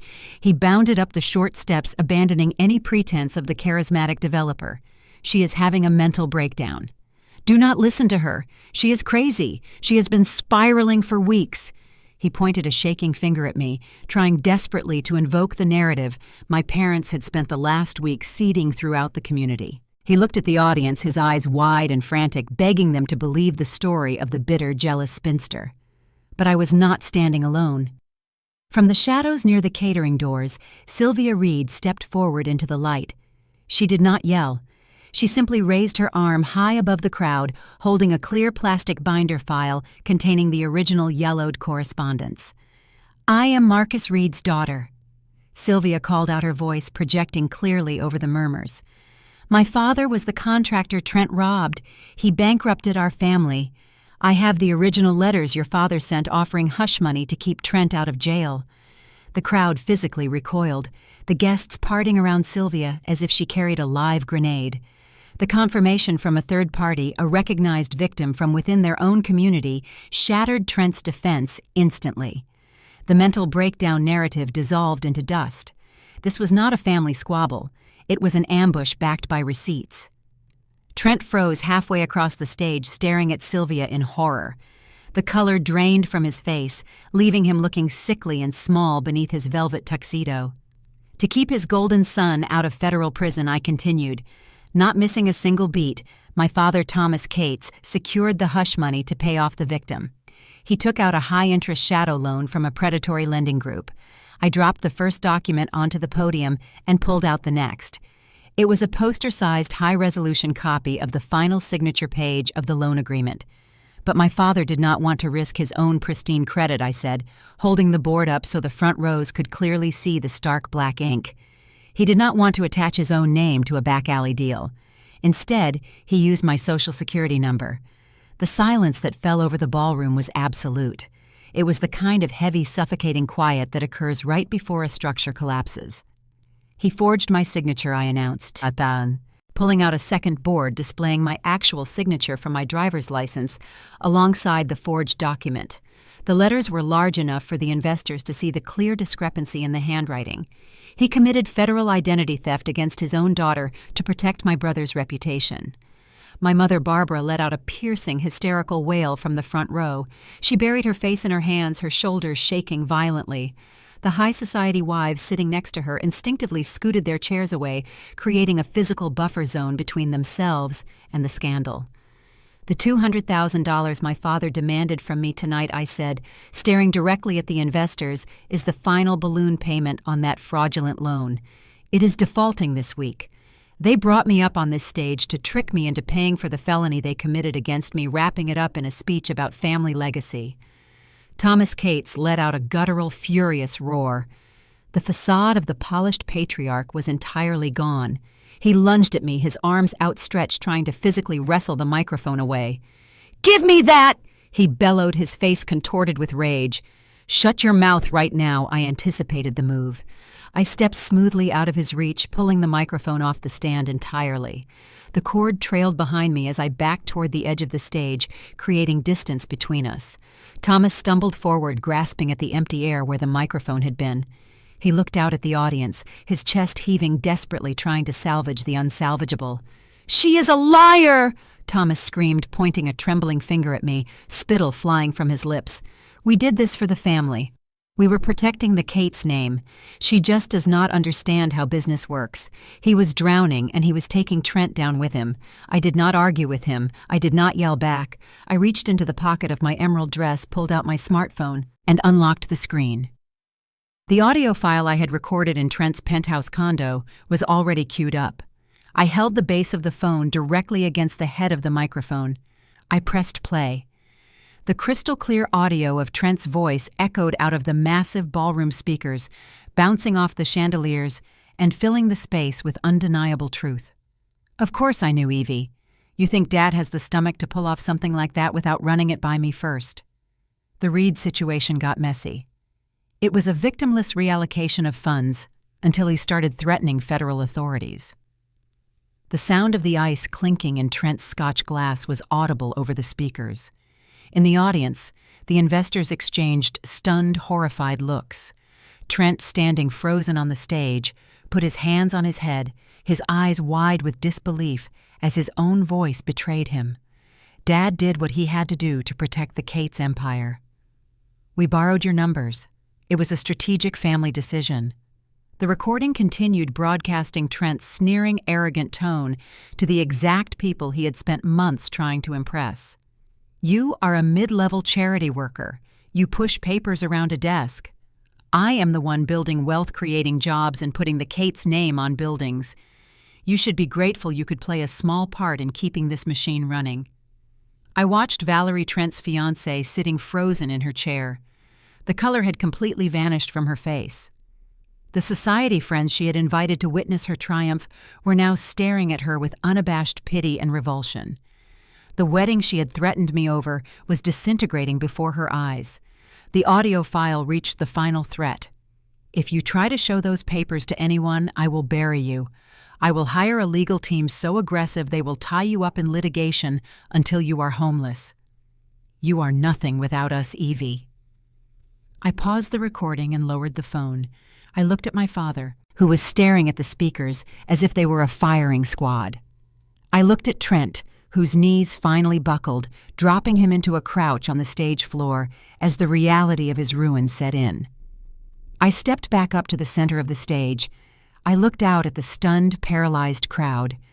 "That is the Kate's family legacy," I said quietly into the microphone. "I just thought you should know exactly who you are doing business with." In exactly 3 minutes, the 50-year illusion of my family's perfection was dead. There were no secrets left. There was only the truth laid bare under the bright, unforgiving lights of the ballroom. The echo of Trent's recorded voice faded, absorbed by the heavy velvet drapes and the stunned silence of the ballroom. For 3 long seconds, no one moved. The guests remained frozen in their seats, processing the sheer scale of the deception they had just witnessed. They had arrived expecting a celebration of Midwestern enterprise. Instead, they had been seated front row for a confession to federal identity theft. The illusion shattered, and the fallout was instantaneous. In the center of the front row sat the lead investor for the Ozark development, a stern, pragmatic businessman from Kansas City named Mr. Gallagher. His firm had pledged the foundational capital keeping Trent's luxury project afloat. He was a man who calculated risk for a living, and the liability standing on the stage had just turned radioactive. Mr. Gallagher stared at Trent, his expression shifting from polite interest to glacial disdain. He did not ask questions. He did not demand an explanation. He simply stood up. He unrolled his white linen napkin and let it drop onto his half-eaten plate. The fabric landed over his crystal water glass, a quiet but definitive gesture of dismissal. He turned to the 3 attorneys sitting at his table. He gave them a single sharp nod. In perfect unison, the legal team closed their leather briefcases, stood, and turned toward the center aisle. The sudden movement broke the spell holding the room captive. Panic erupted. The low hum of shocked whispers swelled into a chaotic roar. Chairs scraped harshly against the hardwood floor as other investors followed Mr. Gallagher's lead, grabbing their coats and making a beeline for the ornate double doors. No reputable financial institution was going to let their money sit in the accounts of a man caught on tape bragging about embezzlement. Trent realized his entire future was walking out the door. The color drained from his face, leaving him looking sickly and hollow. "Wait!" Trent shouted, his voice cracking into a high, desperate pitch. He scrambled off the raised platform, his polished leather shoes slipping awkwardly on the carpeted stairs. He lost his footing, stumbling to one knee, the pristine velvet tuxedo jacket bunching around his shoulders. He scrambled upright and chased after the Kansas City investors. "Mr. Gallagher." "Please wait a second," Trent pleaded, reaching the center aisle, his arms extended. "You are taking this the wrong way. It is a family dispute." She took an old conversation out of context. "We can sit down and explain everything in the morning." Mr. Gallagher did not slow his pace. When Trent reached out to grab his sleeve, the older man stopped and fixed my brother with a look of profound revulsion. "Do not touch my coat, son," Mr. Gallagher said, his voice dropping to a low, carrying gravel. "You confessed to federal wire fraud on a live microphone. My firm does not do business with felons. And if you contact my office again, I will forward this evening's events to the State Banking Commission myself." He shoved past Trent, leading his team out of the ballroom. Trent stood in the middle of the aisle, his arms falling limply to his sides. The arrogance that had fueled his entire existence evaporated, replaced by the crushing realization that his charm could no longer save him. His career, his wealth, and his freedom were slipping through his fingers, and he was powerless to stop it. Back near the stage, the social execution of my parents was unfolding with equally devastating precision. My mother, Barbara, remained in her front row seat. Her chest heaved. A sharp wheezing sound escaped her throat as she began to hyperventilate. For decades, she had curated her life around the approval of the local high society. She had hosted these women for teas, chaired their charity boards, and looked down on anyone who failed to meet her exacting standards. Now the women sitting beside her, the mayor's wife, the country club president, the elite circle she worshipped were leaning away from her. The physical shift was undeniable. They slid their chairs inches to the left and right, creating a visible quarantine zone around my mother. Barbara reached out a trembling hand toward the woman sitting to her left, seeking a lifeline, seeking the blind loyalty she had always demanded from me. "Helen, please." Barbara gasped, her voice thin and ragged. "You know us. You know Thomas would never." Helen stood up, smoothing the skirt of her gown. She looked down at my mother, her face twisting into a mask of disgust and profound pity. "Do not speak to me, Barbara," she whispered coldly. "You used your own daughter as a human shield. You are a disgrace." Helen turned her back and walked away. Barbara buried her face in her hands, her shoulders shaking as the reality of her new standing in the community settled in. She was no longer the respected matriarch. She was a pariah. In the middle rows, the extended family, the very same aunts and cousins who had flooded my phone with vicious texts all week, were spinning into a frantic panic. Aunt Diane, who had orchestrated the prayer circle to cure my mental breakdown, was clutching her husband's arm, her eyes darting nervously toward the exit. The shifting power dynamic among the relatives was palpable. They had blindly backed Thomas because he was the patriarch, the man with the money and the prestige. They had gleefully participated in the smear campaign against me because it was easier to blame the scapegoat than to question the golden child. But the audio recording had exposed them. By participating in my parents' lies, they had unwittingly aligned themselves with a criminal cover-up. Self-preservation kicked in instantly. Thomas lied to us. Aunt Diane whispered loudly to her neighbors, her voice pitched to ensure the surrounding tables heard her desperate backtracking. He told us Evie was sick. He used us. We had no idea he was stealing her identity. The murmurs of agreement rippled through the family tables.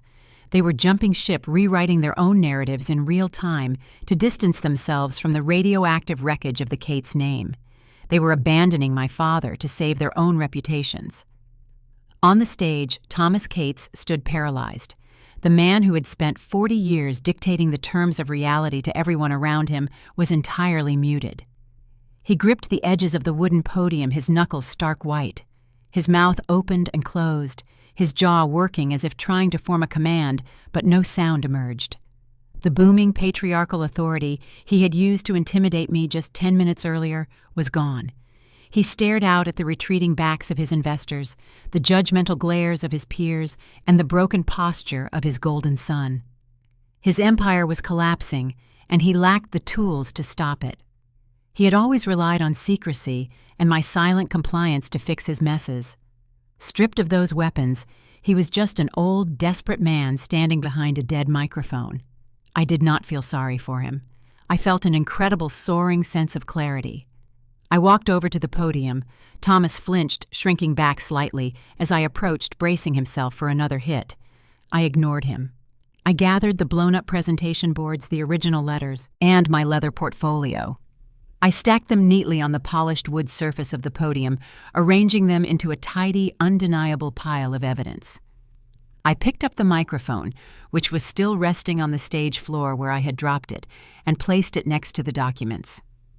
I turned to my father, speaking loud enough for the first few rows of lingering guests to hear. "You came to my house demanding $200,000 to clear a debt," I said. My voice was steady, holding no anger, only the cool detachment of an auditor delivering a final ruling. I looked past him, scanning the room, ensuring the remaining audience heard my next words. "I have already submitted copies of every file in this portfolio to the state prosecutor, the IRS, and the Missouri Attorney General's office," I announced. "I mailed the certified packets yesterday morning. The authorities have everything they need to trace the wire transfers and the forged signatures." Thomas let out a hollow, defeated gasp, his knees buckling slightly against the back of the podium. The threat of social ruin had just morphed into the certainty of a criminal indictment.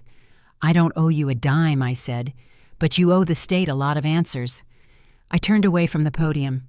I did not wait to see if he found his voice. I did not check to see if Trent was still crying in the aisle. I adjusted the strap of my dress, squared my shoulders, and walked down the carpeted stairs.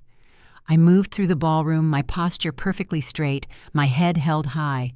The remaining guests parted for me, stepping aside with a new, unmistakable reverence. I pushed through the heavy brass double doors and walked out into the cool, crisp Missouri night, leaving the Cates family to drown in the ruins of their own making. I was halfway down the center aisle, my heels clicking a steady rhythm against the hardwood floor, when the shock holding my father captive finally broke.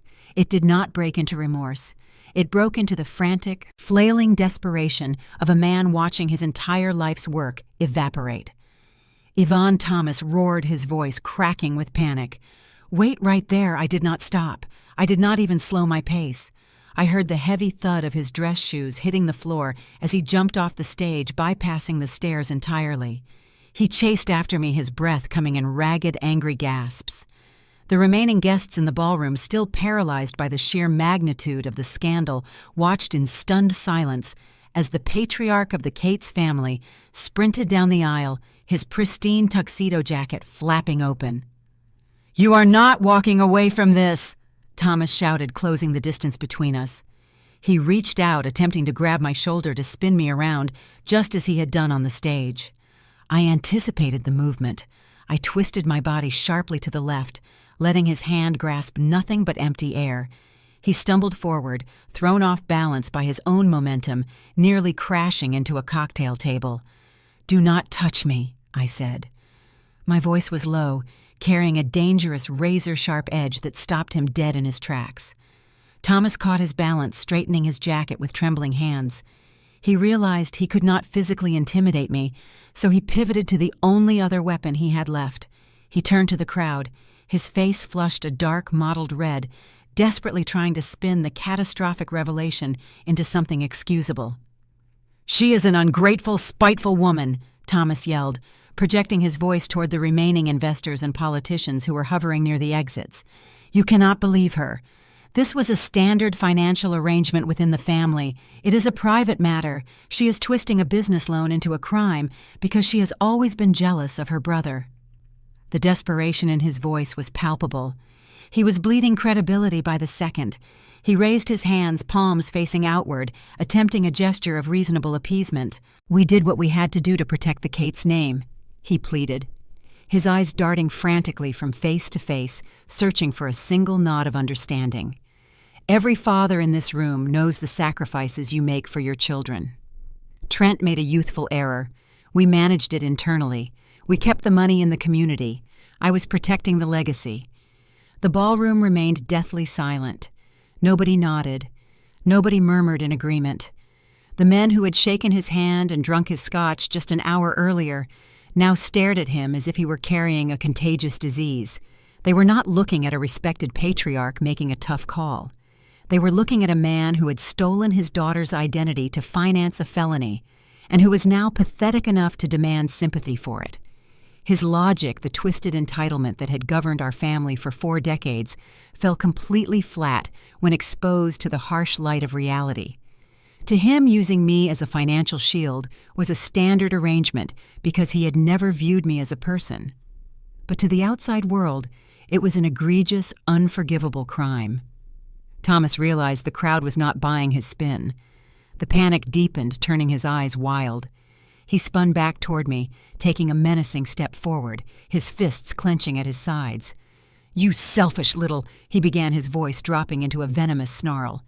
Before he could finish the sentence, a figure stepped smoothly out from the shadows, near the catering entrance, and moved directly into the center aisle. Sylvia Reed planted herself firmly between my father and me.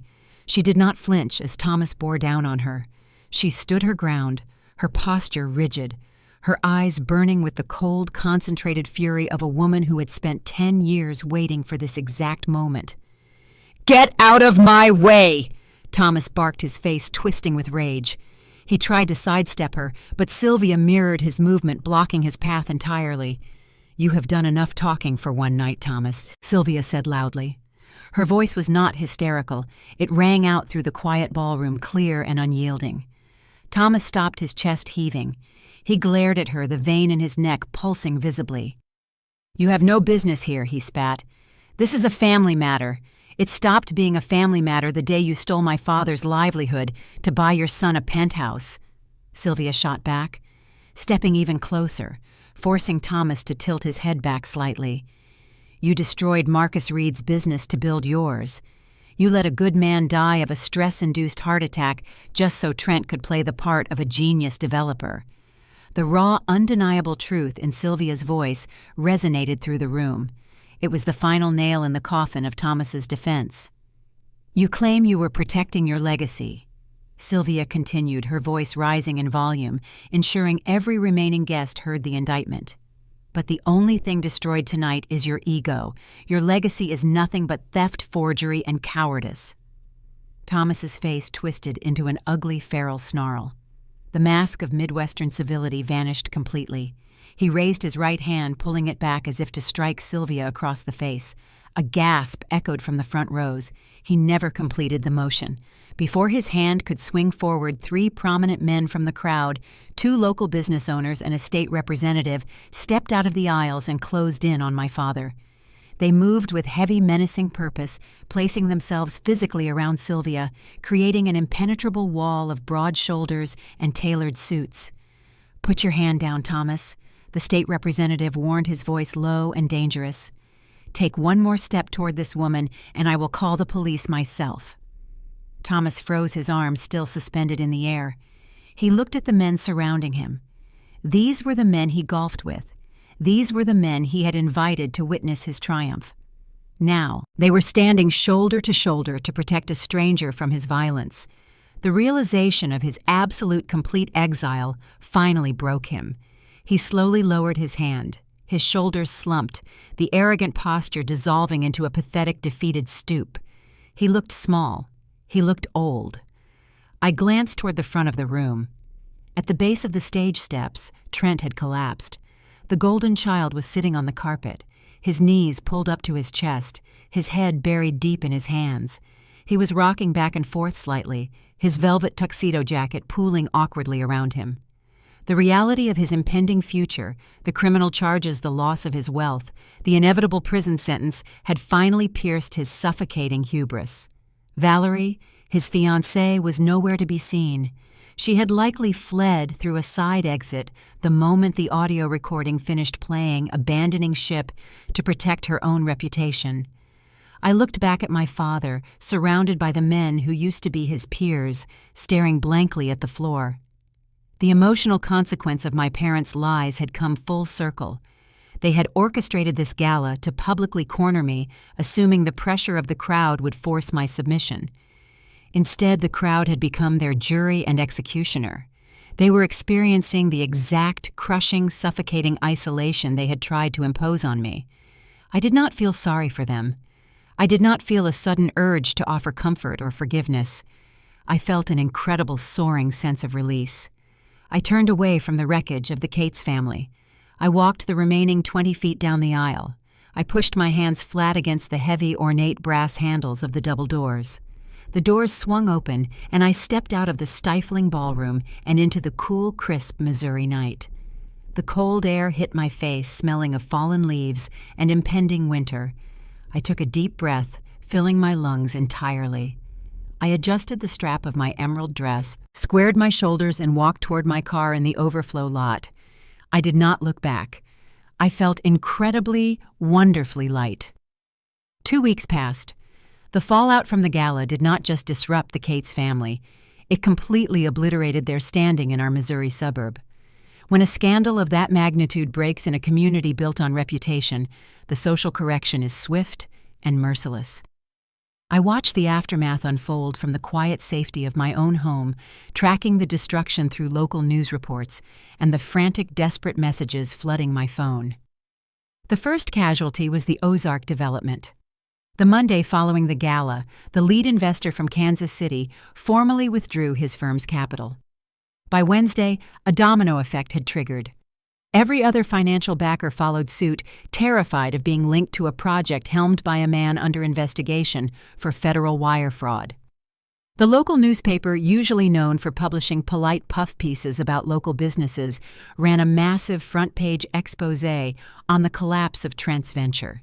The headline was blunt: Ozark development plummets amid embezzlement and identity theft allegations. The article detailed the abrupt exit of the investors and heavily featured quotes from Sylvia Reed, outlining the theft that had bankrupted her father 10 years earlier. While the paper could not legally print my name regarding the identity theft until charges were formally filed, the implication was clear. Trent was finished. His luxury St. Louis condo went up for short sale to cover mounting legal retainers. His custom European sports car was repossessed. The Golden Child's empire, built entirely on stolen credit and unearned entitlement, evaporated in less than 14 days. But for my parents, the financial ruin was secondary to the social execution. Thomas and Barbara had spent 40 years meticulously climbing the ladder of local high society. They defined their self-worth by the invitations they received and the boards they chaired. Their exile from that world was absolute. I received an email from a former colleague whose husband served on the board of directors for my parents' prestigious country club. She forwarded me the internal memo. Thomas and Barbara had not simply stopped attending dinners. They had been quietly but firmly asked to resign their memberships. The board cited a violation of the club's core ethical standards. It was a polite, devastating excommunication. They were no longer welcome in the dining rooms where they had spent decades looking down on people like me. Even more crushing was the reaction from Grace Fellowship Church. The church had been the stronghold of my parents' moral authority. It was the very same institution they had weaponized against me, using Pastor Miller to shame me into silence. Now the congregation turned its back on them. I heard through the community grapevine that Thomas had attempted to attend Sunday service the weekend after the gala, hoping to project an image of stoic resilience. When he and Barbara walked into the sanctuary, the pews emptied around them. Families they had vacationed with refused to meet their eyes. Pastor Miller, who had so eagerly counseled me to honor my father and mother and drop my fake grudges, delivered a sermon pointedly focused on the sins of deceit and the corrosive nature of hidden corruption. My parents left before the final hymn, humiliated and entirely isolated. The community that had so easily thrown me to the wolves to protect Trent was now scrambling to distance themselves from the radioactive Cates name. This scrambling was most evident in the sudden jarring shift in tone from my extended family. My phone, which had been a war zone of vicious accusations and aggressive guilt trips just a few weeks prior, was suddenly filled with a different kind of desperation. The flying monkeys, the aunt's cousins, and lifelong family friends who had happily participated in my parents' smear campaign were attempting to rewrite history. I sat at my kitchen table on a Tuesday evening, scrolling through the influx of messages. Aunt Diane sent a long, rambling text message that read like a masterclass in backtracking. "Evie, sweetheart, I am just sick about everything that has happened," she wrote. "I had no idea Thomas was capable of something so awful. He manipulated all of us. He told us you were unwell. Please forgive me for doubting you. We are family, and we need to stick together during this hard time." My cousin Mark, who had called me a disgrace to the Cates name, left a pathetic, groveling voicemail. "Hey, Evie. Wow, things really blew up, huh? Listen, I was totally out of line before the gala. Uncle Thomas really had us fooled. I always knew Trent was shady. If you need anything, just call me. Let's grab lunch soon." Message after message followed the same cowardly script. They claimed ignorance. They played the victim, pretending they had been brainwashed by my father's lies. They wanted to absolve themselves of their complicity in my abuse, desperate to ensure they were not collateral damage in the social fallout. They wanted me to absolve them to welcome them back into my good graces now that my credibility was bulletproof. I read every single message. I listened to every voicemail. I felt a profound, settling sense of justice, but I did not feel a shred of forgiveness. These were the same people who had physically turned their backs on me at the church social. These were the people who had demanded I empty my life savings to cover a felony simply to avoid causing a scene. They had not apologized because they felt genuine remorse for how they had treated me. They were apologizing because they had bet on the wrong horse, and their champion had just been disqualified in front of the entire county. They did not want reconciliation. They wanted amnesty. I picked up my phone. I did not type out a righteous, angry response. I did not demand an explanation for their cruelty, nor did I accept their hollow apologies. I did exactly what my professional instincts demanded when dealing with toxic liabilities. I cut them off. I opened Aunt Diane's contact profile, scrolled to the bottom of the screen, and tapped Block Caller. I did the same for Cousin Mark. I went through my contact list, methodically identifying every aunt, uncle, cousin, and family friend who had participated in the smear campaign, and I blocked every single one of their numbers. I purged them from my digital life just as thoroughly as they had tried to purge me from the family narrative. I set the phone face down on the kitchen table. The silence in my house was absolute, but it no longer felt heavy or isolating. It felt clean. It felt like the air after a violent summer thunderstorm. I experienced the ultimate vindication in that moment. I did not have to scream fight or lower myself to their level of manipulation. I had simply presented the undeniable truth and stepped back, allowing the sheer weight of their own arrogance to crush them. I was watching my abusers drown in the exact social ruin they had tried to force onto me. They had assumed I would break under the pressure of community judgment. They had assumed my need for their approval would override my need for justice, but they had fundamentally misunderstood the nature of the scapegoat. When you spend your entire life being told you are invisible, you learn how to observe. You learn how to survive on your own. My parents and my brother were currently trapped in a nightmare of their own design, hemorrhaging money, status, and respect with every passing day. They were experiencing the terrifying, suffocating isolation they had weaponized against me for decades, and they were experiencing it without the financial shield they had always relied upon to save them. I walked into my kitchen, filled the kettle with water, and set it on the stove to boil. I looked out the window at my modest backyard. The frost was melting off the grass in the late autumn sun. I was 41 years old. I had a stable job, a secure home, and a pristine credit score that finally, undeniably belonged only to me. The Cates family legacy was completely destroyed, and for the first time in my life, I felt truly, deeply at peace. Exactly 32 days after the gala, the final desperate collision of the Cates family conflicts arrived at the front doors of my nonprofit office.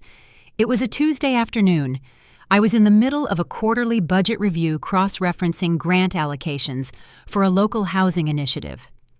My career had always been built on order, transparency, and accountability, the exact opposites of the environment I was raised in. I was in a state of deep, satisfying focus when the intercom on my desk buzzed. It was Maria, our front desk receptionist. Her voice was unusually tight, lacking its usual cheerful lilt. Evie Maria asked, lowering her voice, "There is a man in the lobby asking to see you. He says he is your father. He does not have an appointment, and honestly, he seems very agitated. I told him you were busy, but he is refusing to leave. Do you want me to call security?" A jolt of adrenaline shot through my chest, instantly replaced by a wave of cold, clinical calm. Thomas Cates had always despised my workplace. He considered charity work beneath the dignity of his family name, a hobby for spinsters lacking ambition. For him to physically walk into this building meant he had exhausted every other option. He was out of leverage, out of allies, and out of time. "Do not call the police just yet, Maria," I replied, keeping my tone perfectly level. "But please ask David from building security to stand by in the lobby. I will be out in a moment." I did not invite my father back to my office. I would not allow him to infiltrate the sanctuary I had built for myself. If we were going to have this conversation, it would happen in public, on my territory, under my terms. I saved my spreadsheet, stood up, and smoothed the front of my blazer. I walked down the short corridor leading to the main reception area. When I stepped into the lobby, I almost did not recognize the man standing near the glass entrance doors. Thomas Cates looked 15 years older than he had on the stage at the country club a month ago. The transformation was startling. The commanding patriarchal posture that had always forced people to shrink in his presence was entirely gone. He stood with a slight stoop, his shoulders slumped in defeat. The tailored, expensive designer suit he wore hung loosely on his frame, as if he had lost a significant amount of weight in a very short period. The silver hair he usually kept meticulously styled was disheveled, and dark, heavy bags bruised the skin beneath his eyes. He looked like a man who had not slept since the night of the gala. He looked like a man drowning. David. Our security guard stood a few feet away, his arms crossed over his chest, watching Thomas with quiet, professional scrutiny. I stopped a few paces away from my father. I did not greet him. I did not offer a polite Midwestern smile. I simply waited. Evie Thomas breathed out, his voice cracking on the second syllable. He took a hesitant half-step toward me, raising his hands in a gesture of surrender. "Thank God. Please, I just need 5 minutes of your time. Just 5 minutes in private. We can speak right here," I said. My voice was flat, carrying no anger, only the detached authority of a professional addressing a liability. "Whatever you have to say, you can say it in the lobby." Thomas glanced nervously at Maria behind the reception desk, then at David standing nearby. The idea of airing his desperation in front of working-class strangers clearly repulsed him. But he no longer had the luxury of pride. His ego had been entirely hollowed out by the legal avalanche currently burying his life. "Please." Evie Thomas begged, his voice dropping into a ragged, pathetic whisper. He closed the distance between us, stopping just outside of arm's reach. "You have to call the state prosecutor. You have to tell them you are dropping the identity theft charges. You have to tell them it was a misunderstanding, that you gave me verbal permission to use your name." I stared at him, processing the sheer, breathtaking audacity of the request. Even now, facing total ruin, his instinct was to demand that I perjure myself to absorb the consequences of his felony. "The prosecutor has already subpoenaed the original bank documents," I replied calmly. "The notary logs have been pulled. You forged my signature to a shadow loan to cover up Trent's embezzlement. That is a federal crime. I cannot just call and tell them I changed my mind, and even if I could, I wouldn't." Thomas's face crumpled. The last vestiges of his composure shattered, and to my absolute shock, he began to weep. Genuine tears spilled over his lower eyelids, tracking through the deep lines on his face. The patriarch of the Cates family, the man who had mocked me for being overly emotional, broke down sobbing in the lobby of a community nonprofit. "You do not understand what is happening," Thomas cried, his hands trembling as he reached out as if to grab my sleeve, though he stopped himself before making contact. "The legal fees are draining everything. The retainers for the criminal defense attorneys are astronomical. Barbara and we had to list the house yesterday. The bank is foreclosing on Trent's condo. He let out a ragged, ugly sob, swiping at his face with the back of his trembling hand. "We are going to lose everything, Evie," he pleaded, his voice echoing off the tile floor. "The country club kicked us out. The church will not speak to us. Trent is looking at real prison time. He is terrified. He cannot survive in prison. You have made your point. You proved you are strong. Now please, you have to save us. You are the only one who can fix this." I looked at the weeping, broken man standing in front of me. I searched my heart for any lingering trace of daughterly obligation, any flicker of guilt or pity. For 40 years, the sight of my father's displeasure was enough to send me spiraling into anxious compliance. I was conditioned to fix the family's messes, to smooth over the rough edges so Trent could shine. But I felt absolutely nothing. The emotional manipulation that had governed my life was completely inert. "You are asking me to save you from the consequences of a crime you committed against me," I said. I kept my voice low, ensuring the quiet intensity of the words landed precisely where they were aimed. "I did it to protect the family." Thomas fired back a fleeting, desperate spark of his old defensiveness, flaring up through his tears. "I made a mistake, yes, but I was trying to save your brother's life. We are blood, Yvonne." "You did not come here today to apologize for stealing my identity," I stated, cutting through his excuses. "You did not come here because you feel remorse for chaining me to a predatory loan that could have bankrupted me. You came here because you got caught and you are losing your money." Thomas recoiled as if I had physically struck him. He stared at me, his eyes wide and panicked, realizing that his tears had no currency here. He had spent his entire life treating me as a disposable shield, expecting me to quietly absorb the blows meant for his golden child. He could not comprehend a reality where the shield finally refused to be held. He attempted one last desperate tactic. He lowered his head, adopting the tone of a deeply wounded, betrayed victim. "You are tearing this family apart," Thomas whispered, his voice trembling with manufactured heartbreak. "You are destroying everything I built, just to satisfy your own vindictive ego. How can you live with yourself, knowing you put your own brother in a cell?"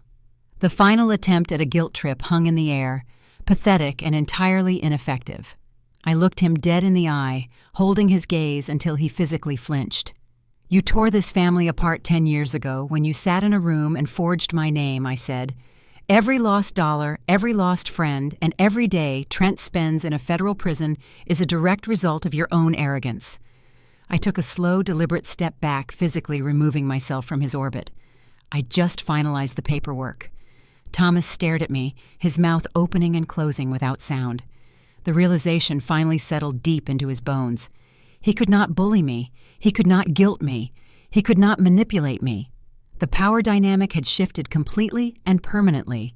He had nothing left to offer, and I had nothing left to give. I turned my head toward the security guard. "David," I said, my voice projecting clearly across the lobby, "please escort Mr. Cates out of the building. If he returns, call the police and have him removed for trespassing." David nodded, stepping forward with professional efficiency. "Sir, it is time to leave," he said, placing a firm hand on my father's shoulder. Thomas did not fight back. He did not yell or threaten me with lawyers, as he had done so many times before. He simply sagged the fight, completely draining out of him. He looked back at me one last time, his face a portrait of absolute, unmitigated ruin, before allowing David to guide him toward the glass exit doors. I stood in the lobby and watched him walk out into the parking lot. I watched him shuffle toward his car, a diminished, broken man, heading back to a life that was rapidly disintegrating. I turned around, offered a small, reassuring smile to Maria at the reception desk, and walked back down the corridor toward my office.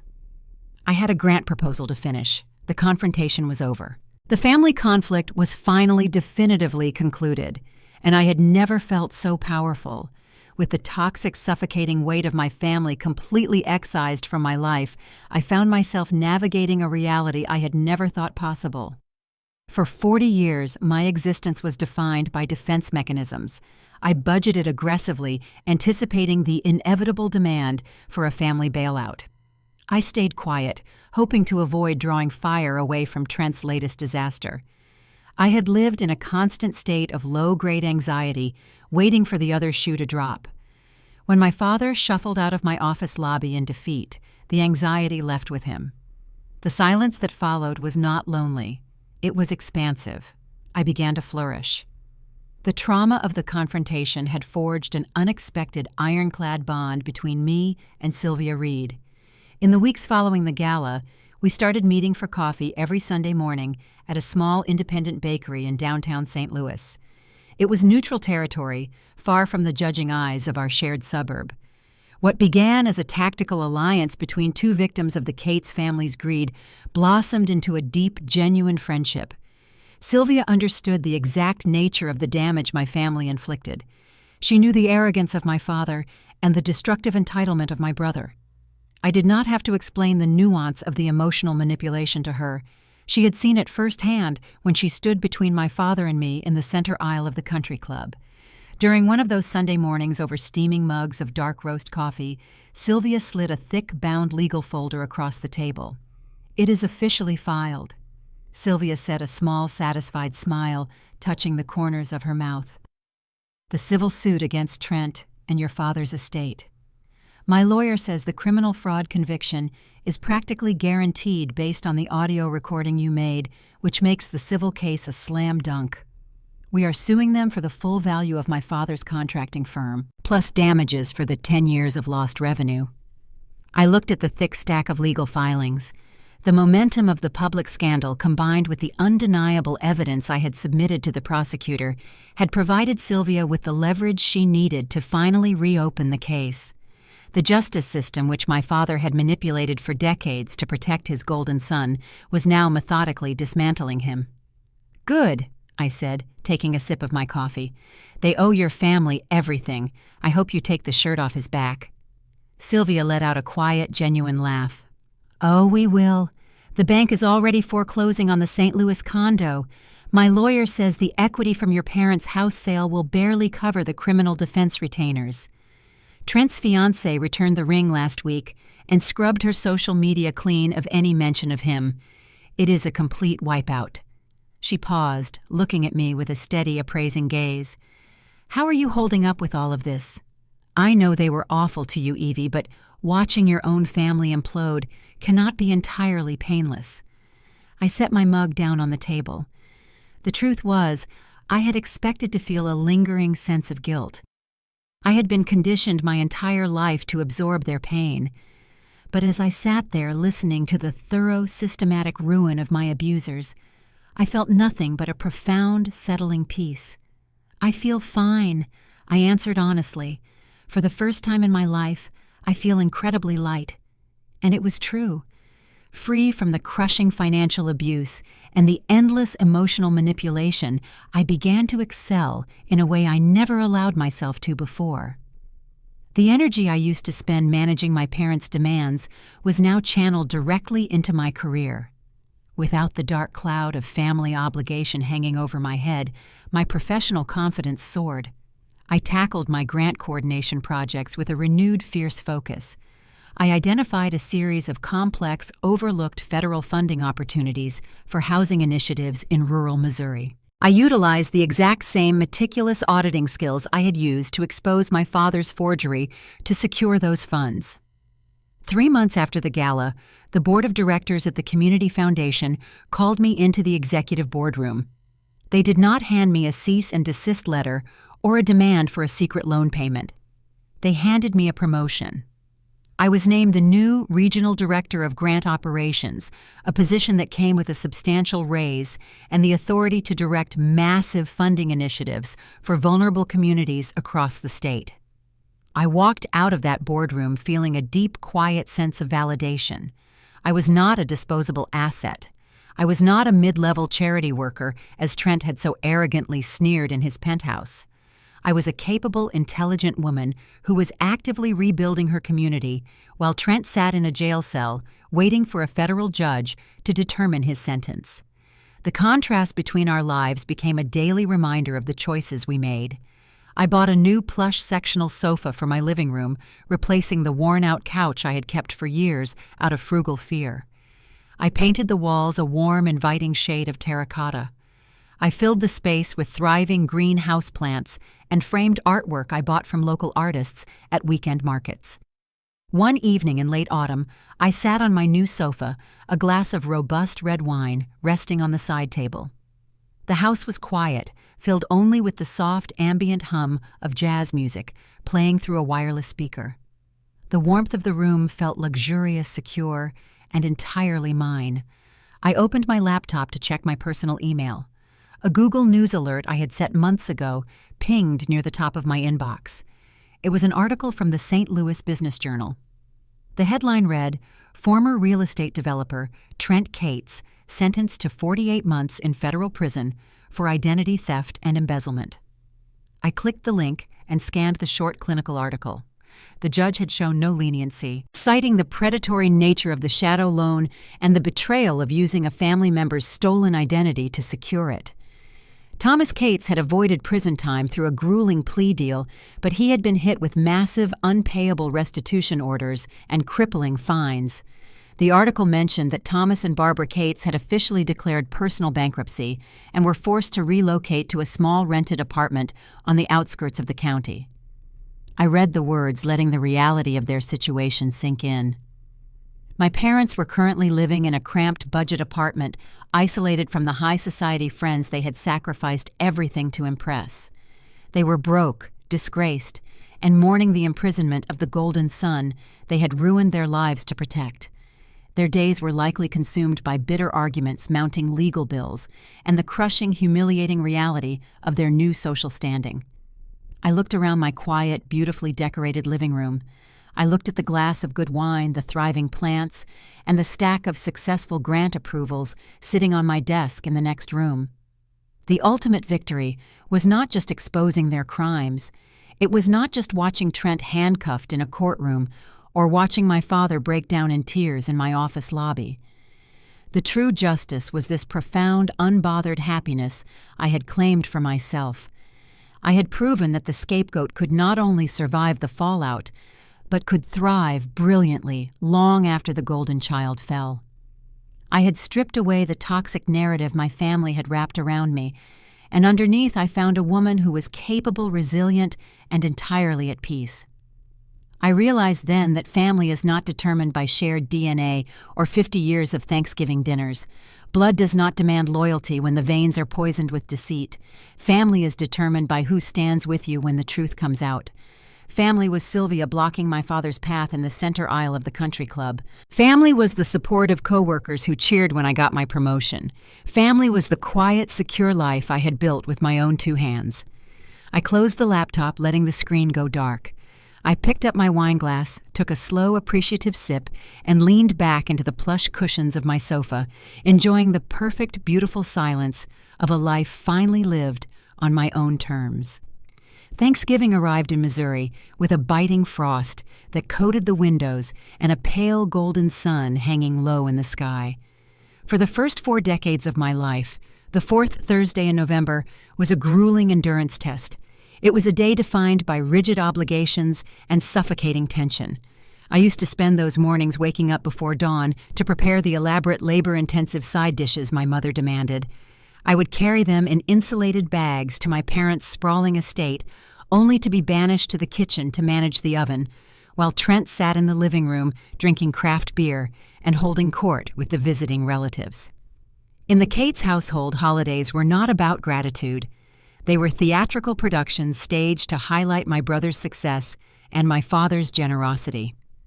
I was just the stagehand, ensuring the silver was polished and the glasses stayed full. If the turkey was dry, it was my fault. If Trent arrived 2 hours late without a gift, it was brushed off as the busy schedule of a young visionary. This year, the narrative was mine to write.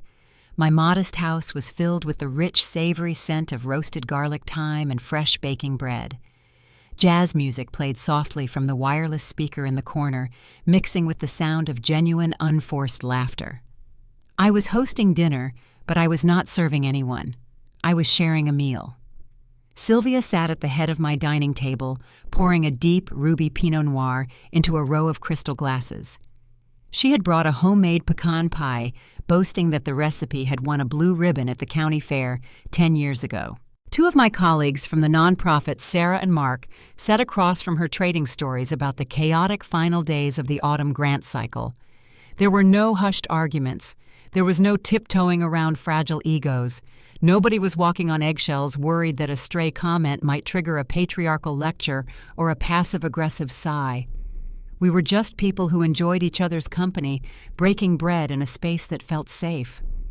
I smiled watching Sylvia hand a glass of wine to Sarah. The bond I shared with the people in this room was forged through mutual respect and shared resilience. They knew my history. They knew the depth of the betrayal I had survived, and they did not look at me with pity. They looked at me as an equal. I realized we were running low on the sparkling cider I had bought for the toast. I excused myself from the table, waving off Mark's offer to help, and walked the short distance into the kitchen. The overhead lights in the kitchen were dimmed. The glow from the oven illuminated the countertops. I opened the refrigerator, retrieved the chilled bottle of cider, and set it on the island. As I reached into the drawer for the bottle opener, my cell phone resting face up next to the knife block lit up. The sudden bright glare of the screen caught my eye. The phone vibrated, emitting a low, sustained hum against the granite countertop. I looked down at the caller ID. The name on the screen read, Barbara Cates. I froze. My hand lingered on the handle of the drawer. I had blocked my mother's primary cell phone number weeks ago, right alongside my father's and every other relative who had participated in their smear campaign. She must have purchased a prepaid phone or borrowed a device from a stranger just to bypass the digital wall I had built around my life. The phone stopped vibrating. The screen went dark for a fraction of a second before lighting up again. A small icon appeared at the top of the display. New voicemail 1. I stood in the quiet of my kitchen, the joyful sounds of my friends laughing in the next room, providing a surreal contrast to the name glowing on my screen. I did not need to press play to know exactly what that recorded message contained. I could picture my mother sitting in the cramped beige living room of her rented apartment on the outskirts of the county. I could envision the cheap, thin walls and the sound of traffic passing by outside a harsh, unforgiving departure from the secluded, gated silence of the country club estate she had lost. I knew she was looking at a plastic folding table instead of her antique mahogany dining set, and I knew she was thinking about Trent. Today was Trent's first major holiday in a federal correctional facility. While I was pulling a golden herb-crusted turkey out of my own oven, my brother was sitting on a bolted metal stool in a noisy, sterile cafeteria, eating processed food from a compartmentalized tray. The golden child, the man who had bragged that the town's elite were in his pocket, was now just a number in the system, stripped of his tailored suits and his staggering hubris. My mother was mourning that reality. She was sitting in her diminished life, suffocating under the weight of her husband's bankruptcy and her son's incarceration. She was isolated, shunned by the society friends she used to worship. She had dialed my number because she was desperate for her emotional sponge. The voicemail would be a masterclass in manipulation. Barbara would weep. She would talk about how hard the holidays are, about how a family should set aside their differences and come together in times of tragedy. She would subtly gloss over the forgery, the identity theft, and the public humiliation they had attempted to inflict upon me. She would frame their crimes as a shared hardship, a storm we needed to weather together. She wanted me to call her back to soothe her anxiety, to absorb her grief so she would not have to carry it alone. For a single fleeting microsecond, the ghost of my old conditioning flared in my chest. 40 years of training told me to pick up the phone. The little girl who just wanted her mother's approval whispered that maybe, just maybe, this time the tears were real. Maybe this time the apology would be genuine. Maybe she finally understood what they had done. I reached out and picked up the phone. The glass felt cold against my palm. I unlocked the screen and navigated to the voicemail inbox. The play button rested under my thumb, a green triangle offering a direct line back into the toxic, tangled web of the Cates family dynamic. I looked at the timer on the message. It was 3 minutes long, 3 minutes of begging, crying, and shifting blame. I took a deep breath, inhaling the scent of the home I had paid for with honest work. I listened to the sound of Sylvia telling a story in the dining room, her voice bright and untethered from the past. I looked back down at the screen. The ghost in my chest evaporated, replaced by a cool, unshakable certainty. My mother was not calling to apologize for ruining my life. She was calling because her own life was ruined, and she wanted me to fix it. I did not press play. I swiped my thumb across the message, sliding it to the left. A red trash can icon appeared. I tapped it. The message vanished, deleted forever, without a single word being heard. I navigated to the caller ID, blocked the new number, and turned the phone off entirely. I set the black silent rectangle face down on the granite counter and turned my back on it. I picked up the chilled bottle of cider, and the opener walked out of the kitchen and stepped back into the warm, glowing light of my dining room. Sarah and Mark were passing a bowl of roasted vegetables. Sylvia looked up as I entered, a knowing, comfortable smile on her face. "Everything okay?" Sylvia asked, noting the slight delay in my return. I set the bottle on the table and reached for my wine glass. I looked around the room at the faces of the people who valued my presence, who demanded nothing from me but my genuine self. "Everything is perfect," I said. I raised my glass, the ruby liquid catching the light of the candles arranged on the table. The others raised their glasses in response, the crystal chiming together in a bright, clear note that rang out through the room. We toasted to new beginnings, to resilience, and to the profound beauty of a quiet life. I took a sip of the wine. Justice, I realized in that moment, was not merely a matter of court dates, foreclosures, or public exposure. The legal system had handled the crimes. The social circles had handled the consequences. But true lasting justice was something much simpler.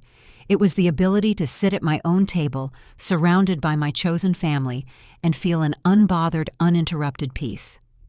If your family came to you demanding hundreds of thousands of dollars to cover up a fake debt, what would you have done? Would you have handed over the check to keep the peace? Or would you have dropped the evidence at their biggest, most public event like Evie did? Let me know which option you would choose down in the comments. And if this story empowered you to set your own boundaries and walk away from toxic demands, hit that subscribe button for more. Remember, your name belongs to you alone. Never let anyone else sign it away. I have spent decades sitting in quiet rooms, holding space for people, and listening to the heavy, unspoken burdens that families carry. When I reflect on the story of Yvonne and the Cates family, I do not merely see a legal thriller or a dramatic tale of financial ruin. I see a profound spiritual tragedy, a mirror held up to a very specific kind of modern American illusion. In our culture, we are so frequently seduced by the glittering surface of success. We are taught to measure a family's worth by college degrees, zip codes, square footage, and country club memberships. We curate our lives for public consumption. But as a spiritual practitioner, I do not look at the paint on the walls. I look at the foundation. And the Cates family forgot a universal ancient truth: a house built on deception will inevitably collapse under the weight of its own lies. Think for a moment about Thomas and Barbara. In their frantic, desperate desire to protect Trent, their golden child, they committed the ultimate parental failure. In American society today, there is a fierce, almost blinding instinct among parents to pave a golden road for our children. We want to sweep away every obstacle, every hardship, so they might effortlessly succeed. But when we shield our children from the natural consequences of their own actions, we do not protect them. We stunt their souls. By covering up Trent's embezzlement with a forged loan, his parents robbed him of the essential spiritual crucible of accountability. Wisdom, morality, and resilience are not traits we inherit through our bloodline. They are forged in the difficult fires of taking responsibility for our mistakes. By handing Trent the world without requiring his integrity, they built a boy who possessed a kingdom but lacked the character required to sustain it. True love is not enabling. True love is having the courage to let your child fall so they can learn how to stand back up on their own 2 feet. Contrast this tragic misstep with Yvonne. She was the scapegoat the invisible daughter asked to absorb the family's darkness so the golden sun could shine. It is an agonizing role, one that breaks many spirits. Yet from a spiritual vantage point, there is a profound alchemy that happens in the shadows. Stripped of parental coddling and financial safety nets, Evie was forced to cultivate her own resilience. She learned the value of a dollar earned honestly. She learned the quiet, unshakable dignity of a life lived in truth. Her eventual triumph was not merely about exposing a crime. It was a profound spiritual awakening.